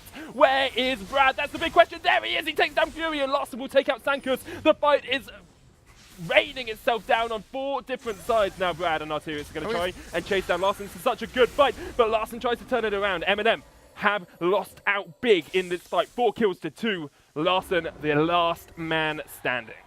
No idea how that ended up going 4 for 1. Artorias teleported so well, right onto Mr. Chicken Face on that back. It was just a fantastic teleport from Artorias. I mean, he basically single-handedly dealt with that back line. And I've got to say, M&M not playing to their best of their ability. I mean, they're getting taken to a very even game by a team who, if you were looking at it from an odds point of view... You'd say they're tier A. You'd say they're, like 6 to 1 for PV. Yeah, 6 to 1 for PV. I mean, if I was putting on odds on PV to win, it would be 6 to 1. And M&M, they haven't looked themselves. You know, it's maybe not that M&M have got any worse. It's, to be honest, it's kind of the fact that everybody, compared to last season of UK tournaments, has kind of stepped up, to be honest. The UK scene in general is improving, and M&M just aren't outright at the upper end of the game. Oh, okay, wow. I mean, the Mountain Drake's going to be started here. Schoolboy puts the ult. Artorias is just going to get onto Smiley XD. One more phase dive will be enough. True Shot not going to connect. Artorias kind of breaks back on towards Hado. They get the Drake up towards the bottom side. Phase dive in! Artorias snipes him off. Mr. Chicken Face Karks his way all over the map. He was taken to the cleaners. Exactly what Artorias wanted to do to that chicken. How many chickens do you take to the cleaners, my friend? Brad actually going to be... Oh, Larssen flashes in. He's going to get the kill there with the Twin Fangs. Larssen's so tanky with that Rylai. He's happy enough to dive underneath the turrets. 6 kills to 6. Only 300 gold the difference, but you've got a 3-man push here in the bottom side. Only Angel the only one left to defend. Sankus has a huge amount of damage with that Warrior's Enchant, with the Hex Drinker, with the Berserker Greaves. Only Angel looking for something. Hado comes in. Good Gnar. Schoolboy will get knocked in, but Only Angel tanking up a huge amount of damage from Sankus. Now needs to try and get away. Schoolboy looking for the chase as well. Iceborne's so big. Hado goes down. Only Angel's going to fall as well. Only Devil's here. The snipe from Schoolboy with a Mystic Shot. 8 kills to 6. What is going on with M&M right now? They are just not the same team that they were. Larssen, Furion looking for the Flankion. Will they get on towards Sankus? They will. Oh, great the 3-man kick! Oh! Dragon's Rage! Well, that was the rage of an Elder Drake as Furion landed a beautiful kick into 3. I'll have what you're having. Thanks, man. It's actually a generic energy drink that I have underneath the desk. I'll have what you're having, Sona, because you're getting quite excited, my friend. That was a really good flank play from... in all honesty, this is one of the closest games we've seen this weekend. No, totally. And I think we both agreed coming into it, we thought MNM would roll it. Yeah, no one is expecting that the PV would be this close, especially given how far Brad is behind him. He's 50 CS down to Larssen, but it's not the mid lane that is coming into play here. It's that top lane for Artorias. You know, he's been fantastic. And really, it's the bot lane. The bot lane from MNM have been weak, to say the least. They have struggled to gank. Chicken-esque, you might say. They've been poultry in comparison to their enemy laners. Anyway. It's mainly, we saw this from them before, they were very susceptible to ganks, and they have been. That's been one of their major weaknesses. That's where Tyrie managed to exploit them on Sensei. He basically exploited the fact that the bot lane from MNM would time and time get ganked over and over again. They would play overextension, and they wouldn't really respect the sort of boundaries that they needed to have when they were initially behind, especially on Jhin, who's very weak when he doesn't have flash. I just want to draw a point, though. Both of these fights where we've seen... Brad's actually going to call out here. Larssen looking for it. Ghosts him. Brad's going to try and ghost his way out, but one Noxious Blast is enough to take him down. Both of these fights that we've seen PV getting fights out of, getting points out of, getting kills, has been when Larssen hasn't been there at the start. He's always coming late. He's always coming on the back line, trying to get picks off, trying to get catches off. Do you know what's been funny about MNM? Larssen has basically almost single-handedly carried them in a lot of situations. Yep. He's 7-0 here. Yeah, exactly. Larssen is the one remaining member of MNM that performs time and time again. Furion has had a pretty solid game. I say pretty solid. He's got a 90% kill participation on Lee Sin. He's had a very good game. It's just that bot lane from MNM that has been struggling. And I think I would much prefer to see XD Smiley onto something that is a little bit safer without flash. In comes ultimate. I'm not sure if Artorias gets out of this one. Chrono breaks back, trying to get on towards Smiley XD. Looking to see if he can just not give assists over here. He will get caught out. Noxious Blast lands onto him at the end. And here it comes Furion as well. However, they'll get mid-tower out of this. So this is an okay trade. Artorias just going to sacrifice himself. Actually, the kill goes over to Larssen. He's just picking up every kill, no matter where he is on the map. Mid lane tower goes down. Petrifying Gaze is used. Larssen trying to get the damage onto Frost there, but the Alistar's not really the target to try and take down. You need a lot of Venom to eat through the bull. Furion jumps onto Schoolboy on the backline. He's pretty tanky. Here comes Only Angel as well. But Furion almost goes down to Sanka. Schoolboy flashes in, gets one. What can he do against Larssen and Only Angel? Not much is the answer. And now MNM are starting to win fights. Finally, and again, Larssen the mediator for them. That was such a good Cassiopeia ultimate because it gave Larssen the time to get that extra bit of damage down onto Sankas. He locked up Prosfair and slowed down Sankas, which meant that essentially the extra damage allowed Furion to get the execute. Had that extra damage not gone down, I'm pretty sure Furion would have been a dead man. So he managed to make that happen. Furion didn't manage to get the execute with the kick because he has gone the dead man's plate. A lot of Lee Sins that we see, especially in Worlds, they don't go a tanky item second. They go into something like a Hex Drinker, into a Moira Malmortius. They love to keep up the aggression and the damage output that Lee Sin can have. I wouldn't have minded that in this situation. I actually think Moira Malmortius would have been very good for Furion against both Echo and Victor. But as it stands, it looks like PV are thinking about going... Sometimes this actually does sometimes prove an issue, but these deep warding will spot this out, and the teleport's checking it initially. There's the teleport. Furion is the target. He's going to get locked up in the gravity. Well, Artorias jumps into him. Good kick away, but Only Angel now comes in. He's going to get destroyed before he can even gnaw. Only Angel is down in hell, down with the demons at the moment. Yeah. Absolutely caught out there by Perilous Void. That was a very, very tough teleport to have to make because you were teleporting right onto a load of targeted CC that came through the gravity well and the parallel convergence, and he was just completely blown up in that sense. I think he should have stopped the teleport and started to walk up. I genuinely think Larssen and XD Smiley could have bought enough time for this Baron before. 6,000. Yeah, I know. 5,000. 4,000. Furion looking for the steal, gets caught up in the gravity well, will get knocked away by Prosper. This should be their Baron. They'll take it down, but can they get away from Larssen? Brad is so low. They've already lost their jungler. Mr. Chicken Face takes out Sankus, and now Schoolboy will fall as well. Baron only left on 2 people. Artorias trying to take down that Jhin, but not enough damage on him. Furion doing a great job of protecting. Larssen's going to get the flank on Brad here. I'm sorry, Victor, but you have no escape from this. Does get the stun up, but Larssen able to take down the kill. Only 2 Baron buffs remain on Perilous Void. And it's going to be another dragon coming up in 8 seconds. This one isn't an Infernal.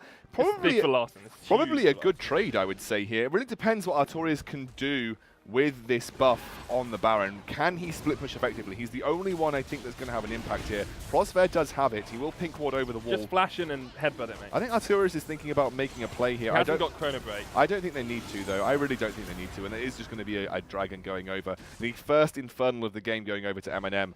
What can PV do with this Baron buff, however? They've got Artorias to split push. Prosper, of course, can just Baron buff up a bunch of minions, they have 4 people. It's going to be another pause. I assume this is Artorias lagging slightly. No, so Prosper lagging slightly. It is. Hopefully he'll be back into the game in just a second. It's a very close game. However, after the last couple of fights, now that Larsen's actually grouping a little bit more and they're playing as a 4 and or a 5, I have to feel that MNM are winning out these fights. Yeah, when Larsen is involved, he generally seems to be turning the tide in favor of MNM. I like the build path that Only Angel was gone. It kind of complements the fact that Fiorino has taken more of an early tank position for them. He's gone for the Black Cleaver on top, so he actually has a lot of damage when it comes to split pushing against Artorias.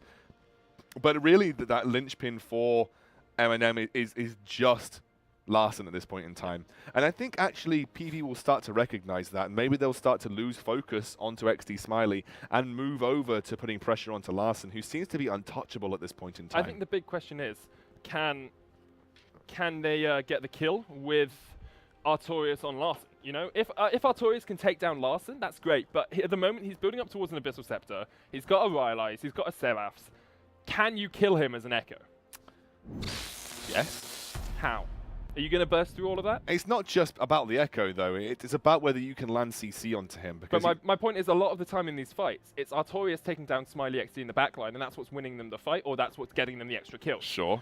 Larsen is, if you change your target to Larsen, it's all about Artorias. I don't think he can do it by himself. Okay. Yeah, but again, it's about how he can combo with it. If you can land any combo onto Larsen with that parallel convergence, then maybe there's an opportunity. But with the way that Artorias is built, he's way too susceptible to magic damage right now. He's gone full armor at this point in time, which is why I don't think he's going to be switching targets that often from XD Smiley. Maybe they just say, if we can try and CC Larsen as best as possible, then deal with everything outside of Larsen. If we can try and force it into basically a 4 versus 1 or 3 versus 1, we might have the upper edge. But to be honest, given the way Larsen is, how far he is ahead, I would not be surprised to see him essentially pull out a 1 versus 5 at a point. I'd like to see a QSS coming out from Schoolboy. You know, it's quite an easy build. He's got Hex Drinker now for a little bit of magic resistance. You're relying on yourself to dodge the petrifying gaze. But if you just get a QSS, you don't have to be that mechanically intense. You can look a little bit more, you know, placing your Mystic shots, making sure you position yourself correctly. You don't have to worry too much about that Cassio. My worry is that when we get to 3 items for Schoolboy, as long as he's landing Mystic shots, like, he is going to be chunking through MNM. You know, 3 item Ezreal is one of the most powerful damage outputs in the game, especially, you know, just in terms of kiting and having elongated team fights. We are back into the Rift, boys and girls. Yeah, we are back onto the Rift. Tables, death. We're not discriminatory here at the UK Masters. We are not at all. In fact, this is the Master Cast at the UK Masters, not the Master Class. It's something I've learned to try and avoid saying. Why is that, friend?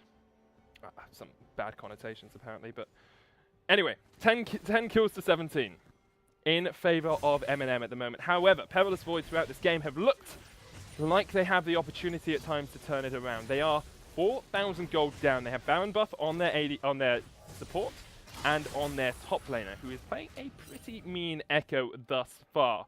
Gone Deadman's Plate, second item, all about the armor. Ninja, Deadman's Plate. Trinity Force doesn't give you any armor, but I'm going to include it anyway. How do you feel PV get into this game? How do you feel they win from here? They've got a really good kite. I mean, they don't have to go all in. They've got Victor having picked up his own Rylai's. They've got the Iceborne Gauntlet onto, I think actually Furion steals that away. He gets that, but Foster's going to jump on him. There's a lot of damage from the Cassio across the wall. Sankers went very deep. Furion might fall. Haddo doing a great job of being unbreakable, but he's going to go down as well. Here comes the curtain call. Is it high noon for Sankers, or can the Cowboy escape? Well, he's a mafioso at the moment as he sneaks his way away. I'm thoroughly concerned as to why MNM still think they can essentially manhandle PV. PV have shown they are... Oh, Artorias looking for chicken face. Larsen's around the corner. He needs to be so cautious here.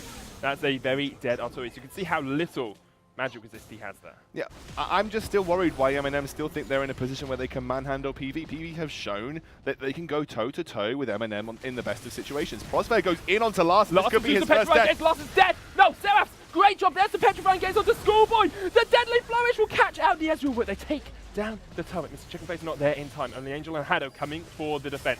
Yumu's popped. Chickenface looking for something. His name, it could be Chickenface. His name could be Smiley XD. It's one of the two. Only Angel's going to jump in. Jumps out again. Here comes Furion. Lands the Sonic Wave onto Sankas. Quick draw. Heal.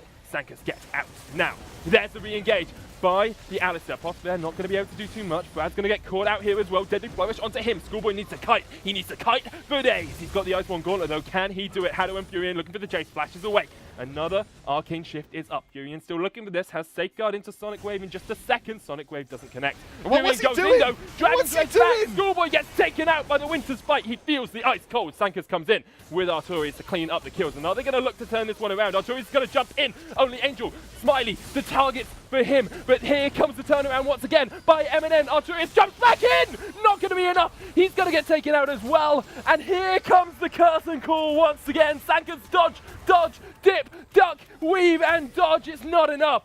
He will fall. Only Frostbear back alive. And what were Perilous Void doing? Three more Ds than I think you needed right there. So Mate, I put a weave in there as well. Sometimes W's can start with Ds. I feel like I was listening to like a story. It had a Unbreakable. Here comes Brad onto Only Angel. Is it enough? The Chaos Storm is, and they defend the inhibitor. No inhibitors fallen. What? Larson! Larson just like a push bottom lane. Why? You don't need me with the team. It's fine, guys. I'll go bot. I felt like I was listening to like a roller coaster of a story right there. It was a roller coaster of emotions for me. It was a roller coaster of emotions I was for me trapped as well, in this glass cage of emotions. It was like this. And they're going in, and they're going in, and oh my god, they've gone in! And oh, they're going in again, and there's a chase, and then something, but he turns it around, and oh, wait a second, they're gonna... Can someone just highlight clip that? Because whenever Scoundrel says he wants to do play-by-play, I want to play that back to him as a reminder as to why it's not his job.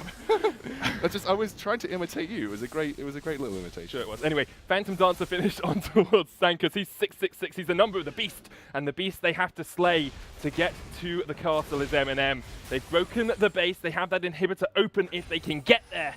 But can they get through Larson? Can they get through Furion? Can they get through the Molotovs and Marshmallows? That doesn't sound anywhere near as intimidating. Well, maybe the Molotovs, but just add the marshmallows in the end. Can they get through an incredibly soft, sugar-based sweet? Maybe. Is it sugar-based or is it just purely sugar? Sugar-based. If it's purely sugar, kind of. What else is in marshmallows? Gelatin? I'm not sure. Cooking with Sonunic Scoundrel, guys. Just it's a recipe for success. I think it's just sugar, but I'm not sure. We'll have to figure out. Let's do some Googling. I'm sure production can tell us. But Molotovs is pretty threatening. Yeah, but you use them to cook the marshmallows, don't you? Exactly. Like you could throw down the Molotovs and just. I mean, actually, if you heat those marshmallows up and throw molten marshmallows at people, I'd be pretty scared of molten marshmallows. They are looking for the inhibitor here. Brad will get caught out with a Deadly Flourish. Smiley does have. I've just realised for the last 4 minutes I've done literally zero analysis. All it's been is MNM is just pushing back. So yeah, but I wanted to analyse the fights, but they've been about as memey as you, so... Larson looking for stuff here. Does take a bit of poke. Try and heal himself back up.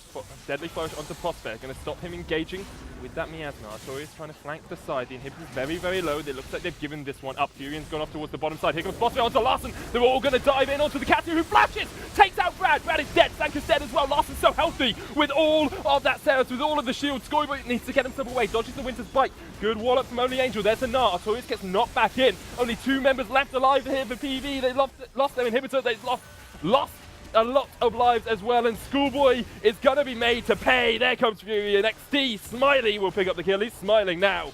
27 kills to 15 in a 13-minute epic game here between M and Perilous Void. Prospect trying to do what he can, but he can't do much. And that is going to be the Nexus falling for MNM. What a game.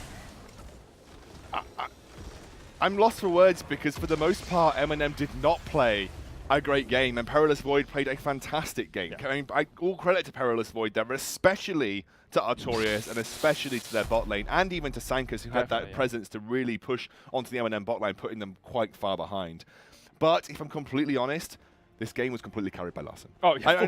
14-1. I think he was all right. I really hate to say these kind of things, but that last fight, the entire fight, was won because Larson made the individual decision to flash ultimate, deal with Brad, and put a lot of pressure onto Schoolboy, forcing him back. That was a single-handed win by Larson in that team fight. MNM could have done anything, and taking out Brad that quickly while still surviving, using the Archangels and sustaining up, meant that Larson was just putting a huge spike into the Perilous Void bubble that had been blowing up through that game. And honestly, Perilous Void looked really good. They were capitalizing on M&M mistakes, and they have looked very solid compared to where they were about 3 weeks ago. It's obvious that they've been putting the time and work in here.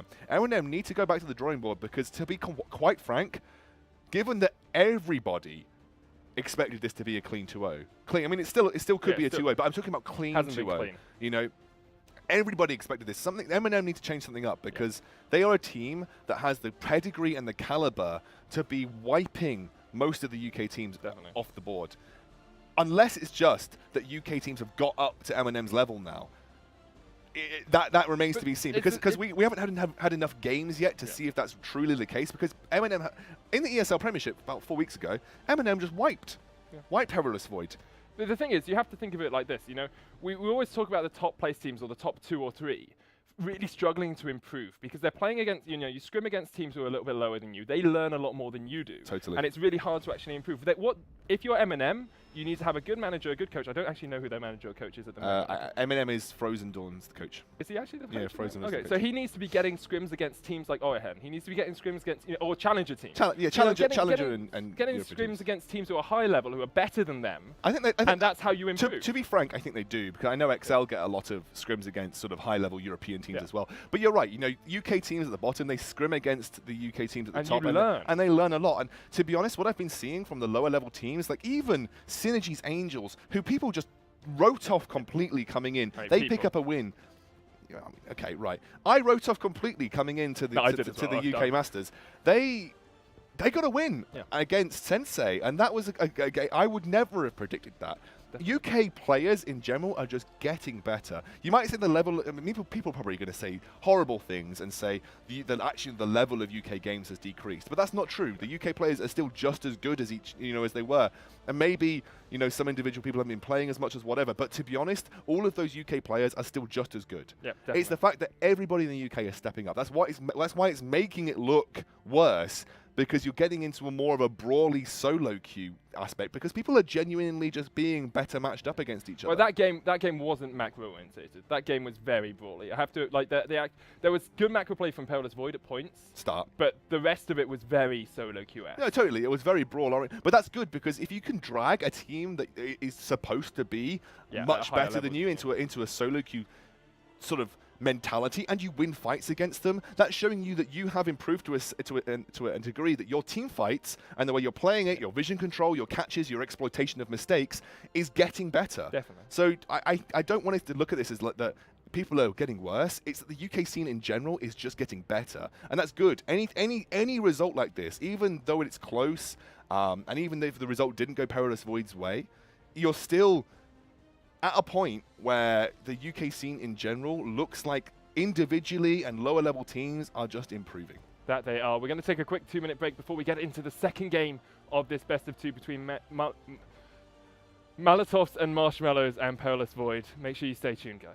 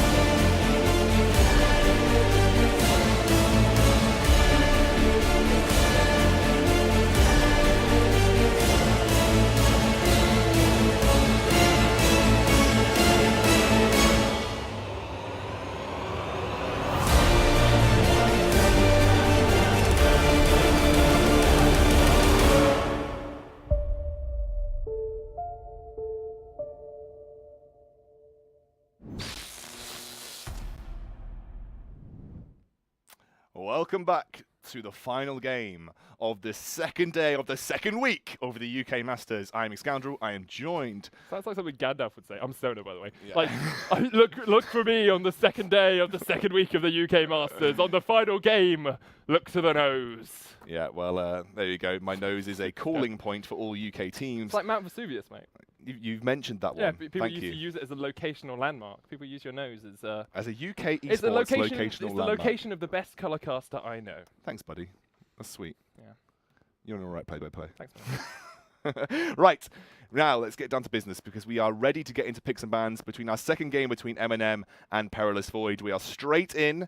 Can MNM bring back a more resounding performance, or can Perilous Void do what they almost did last game and take a game from MNM, forcing them to have another draw in the UK Masters and putting teams like XL and UK Legends above them in the standings? Yeah, it's not something we would have expected at all. No. You know, Molotovs and Marshmallows have been that team we said, going to 2-0, going to 2-0. And thus far, they haven't shown up. Look, to be honest, if they get a draw here, I'm probably going to have to drop that as sort of my prediction because well, I think that's probably a good thing. Learning from the way that things happen. exactly. Like we can't.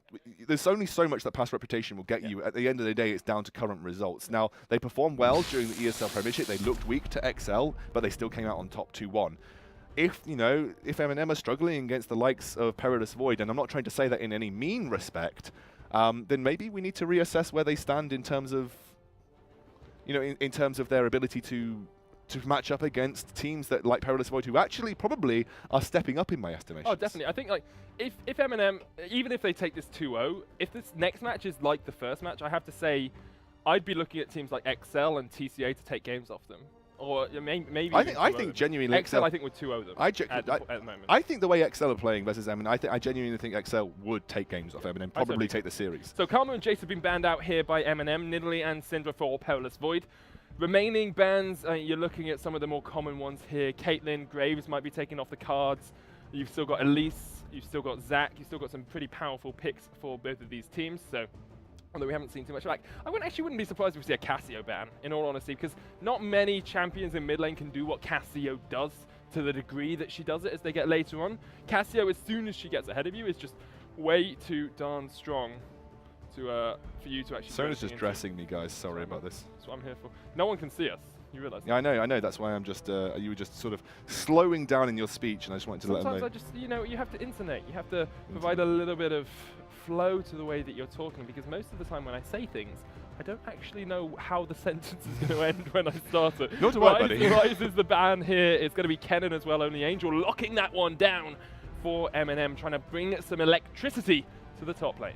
Absolutely. That was banned out previously, and Only Angel is going to take that right off the board this time round. Sankas, as expected, going to default back to Graves. This could be a weakness, because if you ban Graves, what does he end up going for? Elise, apparently. Apparently Elise. I mean, he could think about that. Cast a curse, man. Cast a curse. Yeah, but obviously, just given the last game, and the fact that they prioritized Graves is kind of what we expected from Sankas. But if he goes for Elise, it would be a welcome change for me. It would be, and I think Elise is a lot stronger. Especially, I really like Elise into Kennen, because although you've got Lightning Rush, it's still pretty, like, it's predictable as to where you go, yeah. You can still land a good cocoon, so I really like Elise, and I think pressuring Kennen early game is one of the great ways to shut him down. I'd like to see an aggressive top laner. Nars still on the cards here. It's going to be Graves, but even Graves into Kennen, it's pretty alright. It's going to be Olaf. I like Olaf into Kennen because it means you aren't locked down by that slicing maelstrom, so that makes a lot of sense for me. The Alistar, obviously we know, has got a good win rate at Worlds right now, but I think it is compositionally relevant. As in, definitely. It's we good. only see Alistar picked when he can get good flanks off. Exactly. It's when he can be aggressive in lane, and again, picking it blind into a blind bot lane matchup, I think can be difficult. I would actually like to see XD Smiley pick up the Caitlyn here. I don't feel like his Jhin has been, especially in the early game, Too effective, for sure. And I also think that the vision has to be centered around bot lane. Furion probably has to be ready to make counter ganks happen, because time and time again, when you've burnt the flash from either Haddo or Smiley early, they get exploited by the enemy jungler. That's happened with both Tyrion and Sankas now. And I feel like a lot of pressure needs to be put on those guys. He's going to go for the Jhin again. So if I were just going to pick perfect picks for this draft, looking at the Olaf Alistar, I would do what we saw XL doing earlier on. I would have picked Nunu Zyra or Nunu Ezreal or Nunu Sure, Caitlyn. yeah. That is such a strong matchup because the Olaf's going to run in the back. Alistar can't get there to get the headbutt pulverize off. Just use Nunu as your front XL's line. draft is very good, and I think that was a very solid piece of drafting for them. If I was now to pick for Perilous Void, I would think about Sivir. I would think about, because you don't have Karma obviously because you picked the Alistar, I would think about picking up an early Cassiopeia maybe. So Sivir, Cassiopeia, Olaf, and Alistar. I think that works quite nicely. And then you could even think about Gnar in your top lane. I think Gnar top lane is I think that would be a really nice composition. So I think Gnar Sivir here on this rotation would be good, and then you leave your mid lane as that counter pick. Gnar Caitlyn is the other option as well. Gnar Caitlyn works too as well, yeah. I think the Caitlyn Alistar is such an oppressive combo. Or even Gnar Ezreal. So I wouldn't mind Gnar for sure in the top lane, and then I wouldn't mind Sivir or... Sivir would be my first choice. Any of the main 3 AD carries. Sivir, Ezreal, Caitlyn. It's going to be Echo pick. Echo into Kennen's all right. You get stunned out pretty effectively, but you can phase dive onto him, so the range into melee isn't too important. And if you get a good time winder off, you get that Z-Drive. I still would have preferred the Gnar. I totally agree. I think we both say that we prefer Gnar, but I can't remember the last time I saw Artorias play Gnar. He played it in the ESL Premiership against... I can't remember who it was, but he ended up getting a 5-man Gnar ultimate. It was pretty hypey. Oh, I remember the highlight clip. I remember the highlight clip. It was Didn't pretty they end good. up losing the game? They ended up losing the game so anyway. But Artorias played a very good Gnar in that particular sense. The Echo works fine. He had a very good game on Echo previously, so why not? I do like the Sivir, though. It would have been my first choice for AD carry in this situation. You need to give movement speed from somewhere, and if it's not coming from Karma because she's banned, Sivir is the most obvious choice in this situation. Haddo going to pick up the Tahm Kench. Makes it a lot easier for them to survive in the bot lane as well, especially against the Alistar. If you can just if you can just devour XD Smiley, then you kind of basically take him out of the picture, and obviously we know that Tahm Kench can tank up for days. They're going to just straight up take Cassiopeia off the board here. Larssen feels pretty comfortable, and I don't blame him. He had an excellent game. It's now up for Brad to find a counter pick or something that he feels comfortable going into Cassiopeia on. I wouldn't be surprised to see a Vladimir or a Victor. I feel like Vladimir is risky into Cassiopeia, but I wouldn't be surprised to see a Victor again, and Brad maybe just tries to play it a little bit differently. I think the risk with Victor is that level 2. Yeah. As soon as you get Twin Fangs on you, if you haven't got a good Siphon Power off and you can't trade into the Cassio, you're going to lose out. I think Victor is the pick. The other option is something like Aurelion Sol. Where you just clear push the wave and then go away. It's more difficult to clear the wave as Aurelion Sol than it is as Victor. I think Victor is the only choice that makes sense. I do think Vladimir is even weaker to Cassiopeia. I totally agree with the Vlad. Yeah. So I think Victor is the only choice that makes is sensible in this particular situation because both Tinder and Ryze is gone. But again, we saw this matchup for Brad. It did not go well for him. And Larssen is, again, into an identical matchup. You expect him to perform similarly. I think we need to keep our eyes on bot lane and how Sankas interacts with Schoolboy P and Prosper, though, because MNM have shown weakness in the bot lane. Yep. And with Tahm Kench, maybe that kind of smooths some of those sort of rough waves that they were facing previously. It's a very safe lane, isn't it? You know, we all remember the days when Devour was broken as it could be, and you could run away quicker, and it was on a really short cooldown. It was too easy to play. I would like to see more focus in the top lane. I know bot lane is a little bit where we see MNM being slightly weaker, but I feel if you get the Echo ahead of the Kennen can never split push into that matchup, and Echo can just continually split push. And you've got the CC from parallel convergence if you time it properly. Olaf getting a couple of early ganks up there, in my opinion, could do a lot of work here. I think it's difficult. It is difficult. Yeah. I totally agree it's difficult, but I feel if you want to win the game, if you want to give one of your lanes a snowball, I think you have to go top, because Tahm Kench it's too easy to get away. Yeah, I agree. I actually think that while that is a good point, thanks, man. I think you're going to disagree with me now, aren't you? I am. It always happens. I think whenever he says that's a good point, it's literally Aaron or Sona, you're stupid. Please go away. Don't talk anymore. I'm going to make a point now that is totally controversy, and it's just the opposite of what you said. No, it's not the opposite of what you said. I think it's okay. Right, I'm just going to hold your hand here, buddy. Okay, man. I think it's hard for Olaf and Echo to get a gank in the top lane where it's going to be effective, especially if he's timing his electrical surge like properly. Lightning rush.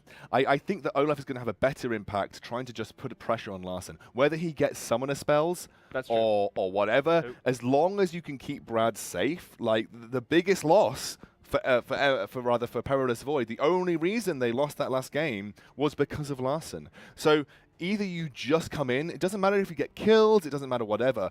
I actually think the way that Larssen plays this matchup, there is an area with good timing that Sankas can exploit. Yep. The way that Larssen plays is he gets very aggressive up in Brad's face and probably 4 or 5 times in the laning phase walks right into a gravity well. Yep. So into that gravity field. So that right there, with right timing from Sankas, is a perfect opportunity to strike on the Cassiopeia. And if Larssen chooses to play the same way this time, and Sankas and Brad have good communication, you can actually put a lot of pressure onto Larssen, forcing summoners, getting kills. All these kind of things can happen in that situation. So, and especially since Olaf with his ultimate, if Larssen has to last-ditch attempt to use his stun, then ultimate through it, you can still put pressure on him with the undertows. So while I think top lane is super important, and I agree. I agree with you. I like your reasoning for Larssen. I actually think that Echo into Kennen matchup is a bit like a kind of weaker Irelia into Kennen matchup, that you have that gap closer, you can slow him down with Time Winder, you can win that matchup. So there is more cause for me, especially with bot lane being a little bit safer now, there is more cause to just pressure Larssen. That was the lane that lost you the game last game. You know that Brad, in this exact same matchup, is going to struggle. Pressure Larssen. I would agree with that. I think it's a very good strategy, well thought out. If only you were an analyst, you know, you could break it down for these teams and tell them what to do. Yeah, we're talking about the whole game. Have you ever thought about that, being a team manager? Yeah, but I do so much casting that I just don't have the time to dedicate. That's true. I mean, I cover like 4 or 5 games. And also, it'd be very biased casting one of your teams. No, well, to be fair, I do hold my hands up. I am slightly biased towards Excel. I know you are. Because my friend from school owns the organization, Joel. Shout out to Joel. So it just, I kind of like am a fan because the guy, I mean, it was so random. I'm going to tell you a story, right? Story time. Oh, so I was, you know my old flatmate, Alex Leonard. Yeah, I'm just going to rely on the desk for support here. Well, I was just randomly, you know, doing some casting one day at home, and he goes, "Oh, do you know that Joel's got an esports team?" And I was like, "Who's Joel?" And it was like Joel Darby from school, guys. This is a super interesting story. Like, okay, first. Anyway, then I no one out there knows who Alex Leonard is. Secondly, well, they do now. No one out there who knows who Joel Darby is, apart from the fact he's the manager of Excel. He's not. He's the owner of Excel. Owner, sorry. And thirdly, Excel aren't even playing in this game. Anyway, I messaged Joe and he was like, "Yeah, I own Excel." I was like, "Oh my god!" And I helped him pick up his first league team. Anyway, we are on to the Summoner's Rift, guys. It's the second game between Perilous Void and MNM. Can Perilous make it 1-1, or will MNM take their first 2-0 of the UK Masters? That's a big question. Here we go. We're in a pause, mate. Sorry. Oh, I can finish my Excel story. Anyway, I helped him pick up his first league team, and it was pretty cool. And that was my story. Did anyone like my story? It was a great story. I gave up there for a second. Lost the will to live. I'm happy also because lost my headphone. Anyway, I'm happy because so we had I got to a finish my slight story. crash. So we will be back into the game in just a minute, guys. Sorry about you having to listen to anecdotes from Xscoundrel. Well, it was a heartwarming story about reconnecting with a school friend. It was a heartwarming story, but it's the same degree. Like if I told you about how I met my friend from school. Like does he own an esports organisation? No, she's not in esports. She does like drama, but so then why is that relevant? No one out there cares. No, I know they don't, but that was relevant because he does an esports thing.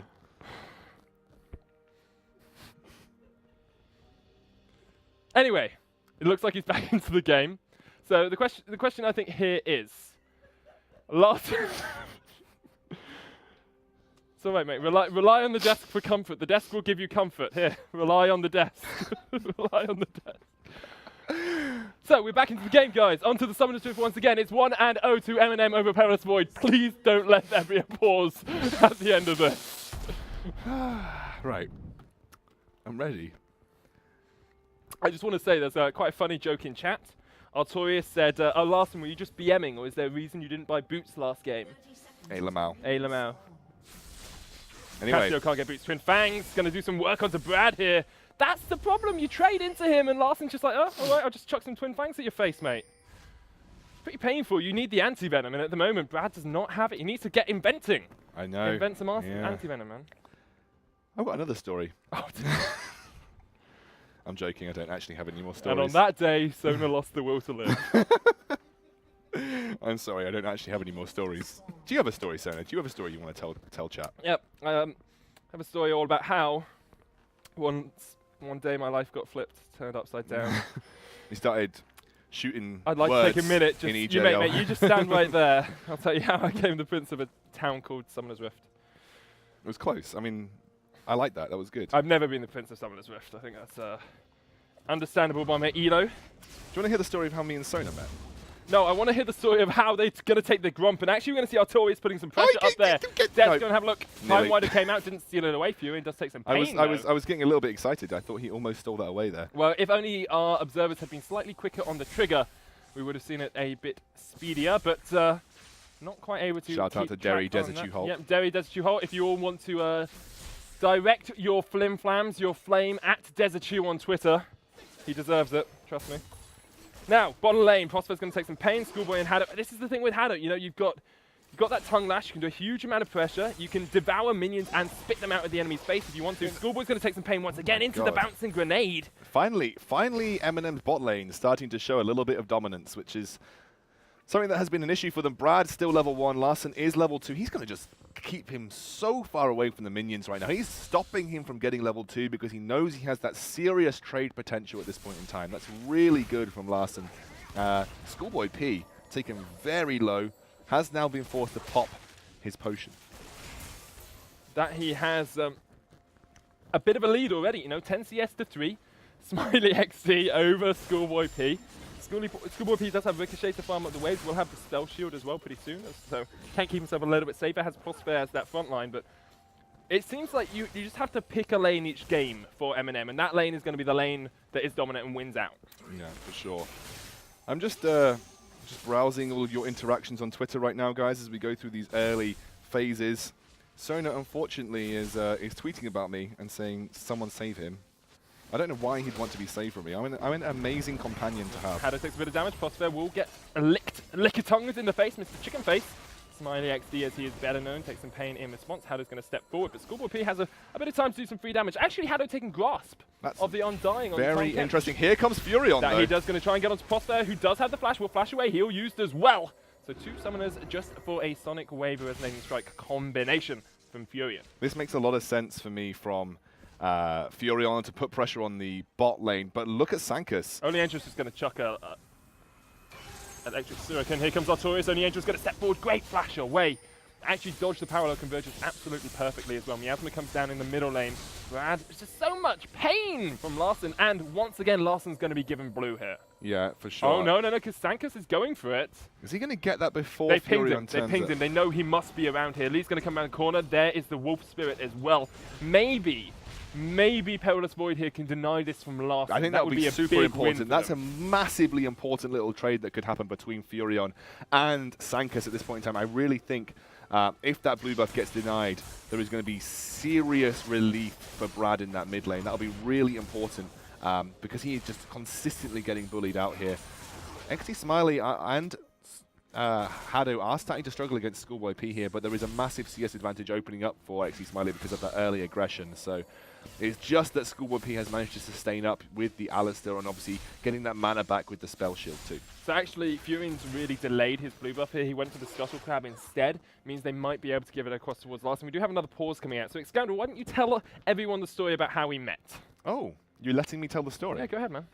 So, one day I was roaming the streets of London.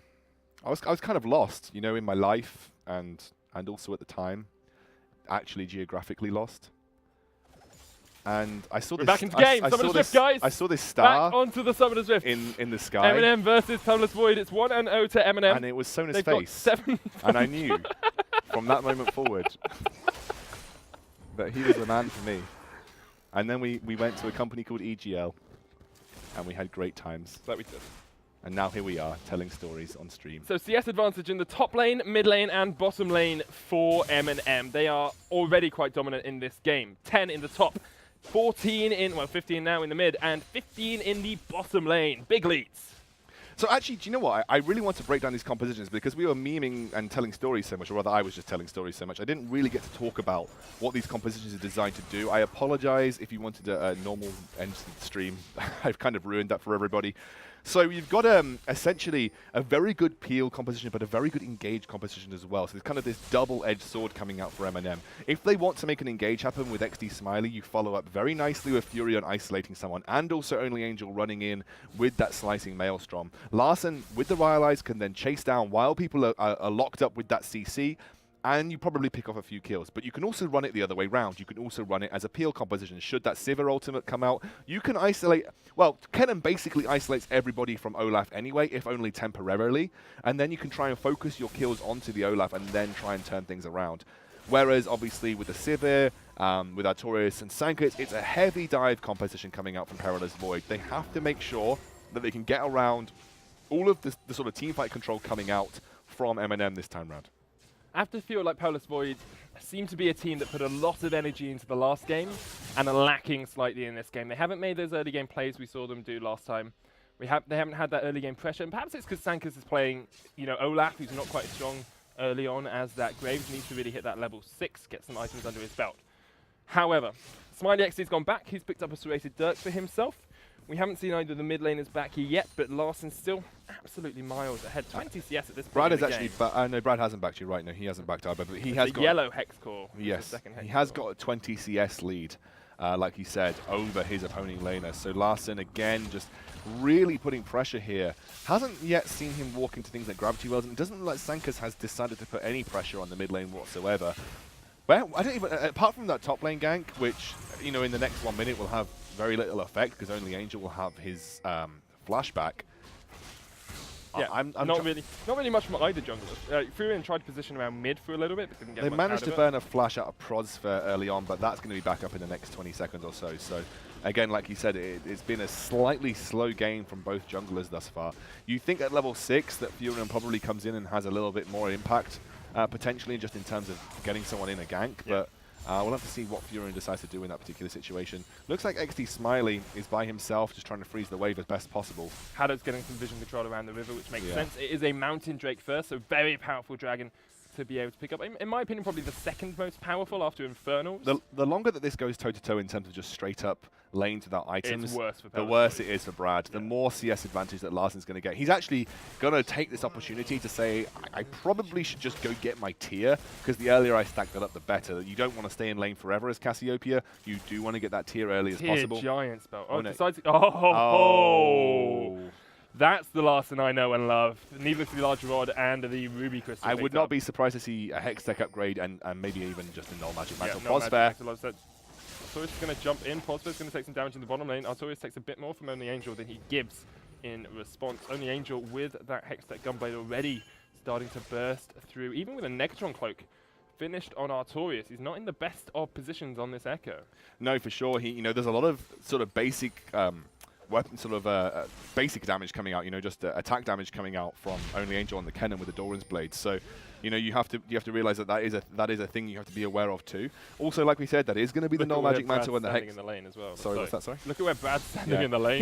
He knows he just can't step up. He's just going to have to farm in the tower from this point forward. But even then, Larssen does not let this happen. Here comes Furion's going to try and get the gank off. Sankas is going to be able to chase down this Lee Sin. Jumps back in to try to save Brad, and will with the Dragon's Rage. He will pay with his life. But first blood. Over to MNM. That was 2 flashes for 1 flash. A flash and a ghost. Yeah, but first blood, no, the ghost wasn't popped by Sankas. Oh wait, Brad popped both, yeah. And Larssen popped both as well. Yep, for sure. So that's 2. 3 summoners for 2. 3 summoners for 2, but you do get the first blood going over to MNM, so that could be slightly worth it. And you deny Brad another wave of CS. Yeah, exactly. It probably works out in favor of MNM because you still put a lot sort of more pressure onto Larssen being ahead, which is kind of what won MNM game the first game in the first place. So the further the Brad gets behind, the worse it is. He is actually going to upgrade into a Negatron Cloak, which is kind of where I said he was going to go after building his Null Magic Mantle and that Hextech upgrade. So he's afraid, and rightly so. This has just been a completely steamroller performance from Larssen. You can't give Larssen Cassia. You can't give Larssen anything. He's like this. He's like this on Victor and Rise as well. Larssen just in general is a fantastic mid laner. Artorias now going to be really pressured by Only Angel. Maelstrom's going to come out. Artorias has to flash away. Only Angel looking for the chase. Lands that final Thundering Shuriken and will take down the Echo. I don't think Artorias had enough mana for Chrono Break there. Looks like, oh yeah, that's exactly why Hado picked the Tahm Kench in this time. If you do get that engaged by Prosfair, then Devour and suddenly XD Smiley is in a very comfortable position. Doesn't even have to burn flash. He remains far safer than he did previously. Looks like a dive might be coming out, but Devour's on about a 20-second cooldown. Furion's here. He's waiting around the bend. Here comes the TP in. Mr. Chicken Face needs to try and get himself away. There's the second Devour. Hado will flash. And here comes Artorias as well. Not really much doing for him. He's going to have to jump the Wolf Fury and get himself away to Larssen. And they get out of the gank scot-free. Curtain Call is going to be procced. On towards Prosfair. A couple of shots. Sonic Wave misses from the side. Larssen's there as well. Artorias very far up here. Might be caught out by a flanking Larssen and a flanking Furion, who is furious that the enemy top laner could be so far up in his lane. Here comes Larssen as well. Hado will nom him down, take the kill. And now Prosfair jumps back in. Hado with the thick skin keeps himself alive, and now exhaust onto Sankus. Furion is in that front line. Brad there as well. It's a 4v5 at the 4v4 actually, because only Angel's nowhere near this. Larssen takes down Sankus. Brad's going to fall to tower as well. Furion looking for the chase. This could be a clean ace. Prosfair will fall to the deadly flourish, and the miasma. Schoolboy will get himself away. And it's 6 kills to 1 in favor of MNM. 4K gold advantage. This has been the band-aid that MNM needed to basically seal over any weakness in the bot lane by picking Tahm Kench. It keeps Smiley safe at pretty much all times. And then they can just win the other lanes that they had been, for the most part, winning themselves anyway. Larssen himself just now steamrolling ahead in CS as well. That gave a lot of pressure over to Kennen in the top lane too, who just pushed up onto that turret. And they could even potentially have gone for the Drake. They seem to be more interested in putting pressure onto a tier 1 turret here. So they're just looking for that first brick. Well, first brick big, gets them 5,000 gold ahead in this game. They've got a massive Cassio already, who's 40 CS up over her lane opponent. Smiley's got 4 assists and is sitting 20 CS over his lane opponent. Only Angel is angelic this game, got his Proto Belt and Sorcerer's Shoes, and there's a 3-man knock-up. Chicken Face gets a locked up Fury in there as well, but Schoolboy has no mana to play with. Dragon's Rage, great mana shield, the spell shield from Schoolboy. Furion's going to take him low. Here comes Sankus Ragnar-rocking, Ragnar rolling over the MNM lineup, and Prosfair is going to exhaust Furion, and it's an exhausting game to cast, because it's time after time, teams miss playing, and the enemy team, in this case, Perilous Void, pick up 2 kills. I don't know why you thought that it's kind of try to do a brush break. I can't even say it These properly. are words. These are words. Jace is going to come out at the end again. I know. These are words that I just can't use. Why you do a brush bait when you're all on about 10% HP? Larssen's just unkind. Yeah. Like, Brad was like, oh, it's all right, I'll stay around a little bit. And Larsen's like, no, I've got Wild Eyes, 1 more Noxious Blast. I will take you down, Brad. I blame Brad because I keep thinking he's Bard. Yeah, of course he's not. I also think the same. He's tempting fate, mate. So they tried to make a brush bait happen, but you've already got Alistair turning up in lane. Like, even if you manage to get that brush bait down, obviously there's going to be a spell shield coming from Sivir, and then the CC coming out from the Alistair would have just essentially put a massive spanner in the works. Looks like they're going to get a gank with the... It's an Abyssal Voyage up towards the top side of Torius. Has no escape. Smiley XD takes him down. Abyssal Voyage was the highway to hell there for Artorias as he goes back to the fountain. He's gone ZZ Rot first as well. Not a very damaging build on that Echo. Looking to be a little bit more tanky. It's a really interesting build. See, when a color caster says that, basically it means, I think this build is awful, but I don't feel like I can say that. Yeah, pretty much. Okay. Here comes Alistair. Sankus round the corner.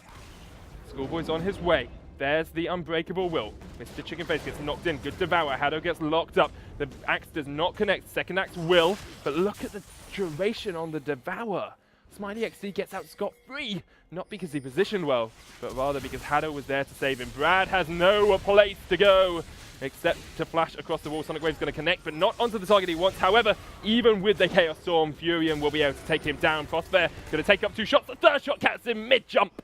And that is a roasted cow. In fact, you can't really... Well, you can roast beef.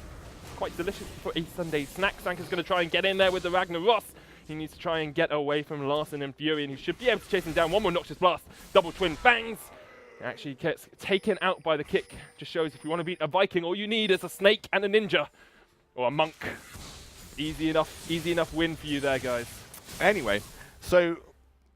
I was talking about Civilization. If you're going to play Civ 6, right, and someone else is playing Vikings, you go to the Snake race which is obviously a thing in Civilization 6. And you go for the monks. Larsson's going to get the Petrifying Gaze onto Schoolboy here, trying to school him in his ways, trying to make him learn a lesson. And he will. Artorias jumps onto Larsson. Larsson trying to get more Noxious Blast. Another Twin Fangs. Only Angel comes in as well. Not going to be able to protect his mid laner for long, but he's going to try and take down Artorias if he can. Well, he can't at the moment. Has to use the Protoboat to get away. Artorias going for the chase. Slicing Maelstrom used. Brad's going to be able to pick up his first kill of the game, but only Angel takes one in return, and Brad can't even chase him down. Lightning Rush is enough to get him away.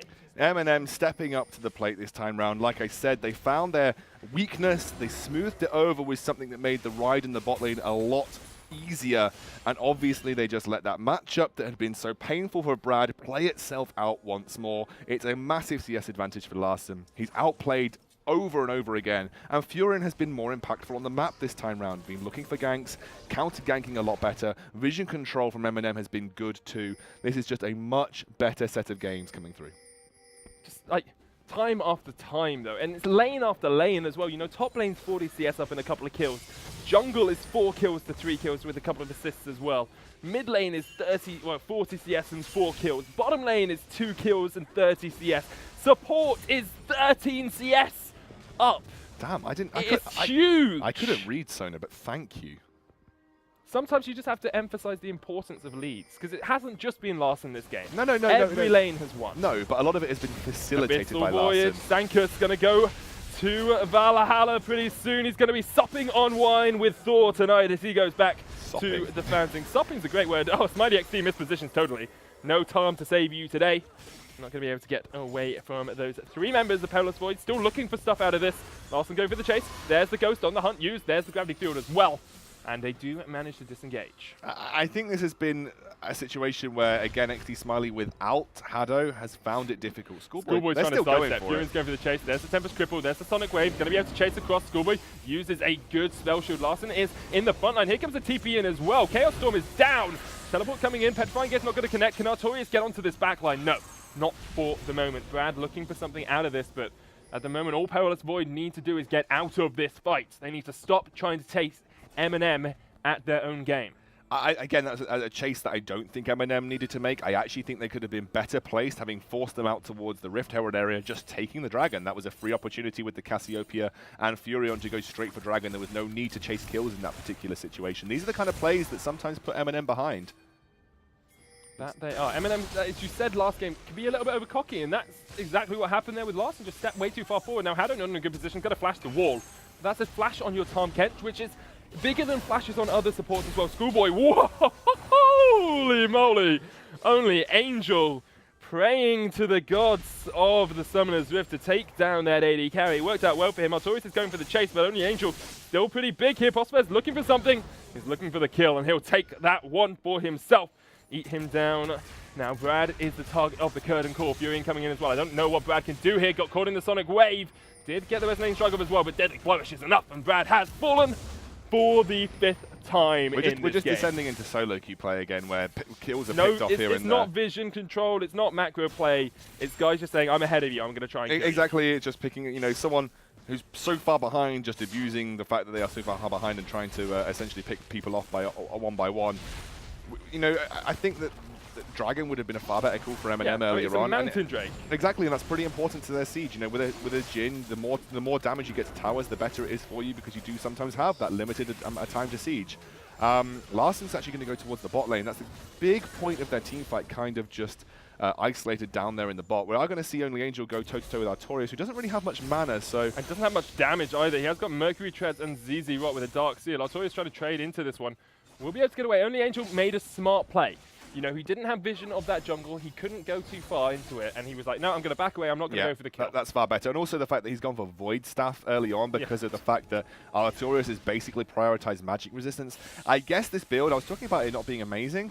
A lot of magic resist. It's a lot of magic resist for Larsson. Prospect's going to get onto Larsson, though. There's the Devour, and Haddo's going to bring the Snake to the team. Going to try and take down Schoolboy and Brad. The Deadly Flourish will connect on towards the Victor. That's a very dead Victor. Noxious Blast. Now Larsson still looking for the chase. Miasma, Twin Fang. Twin Fang is enough, and Haddo will pick up the kill with the Tongue Lash. It's a lashing indeed for Schoolboy. You know, sometimes you just have to give him what he deserves. And what he deserves is to get taken out by Haddo. 1950 Sona just coming out of the works. Sometimes here. you need to Is this your Christian upbringing? Yeah, probably. A firm hand. Should we just stop this line of conversation? I believe we should. Yep. Okay. It's like your old day storyline. You know, it's not the best conversation. 10,000 gold elite, actually 9,000, and 12 kills. Mr. Chicken Face going to step forward. Hado and Only Angel waiting in the side. Slicing Maelstroms up. They can't spot Only Angel yet. Artorias gets called out with a deadly flourish, but this is smart. Finally, it's smart from M&M. Just reserve. They don't need to go over the top. They picked up a good objective here. They can probably group up, consolidate around this top lane that's pushing and try and take this dragon off the map. And then maybe work towards tier 2 bot or well, probably the natural rotation would be tier 2 bots. So, you know, with this Cassiopeia, they have very good siege at this point in time. So why not play off that?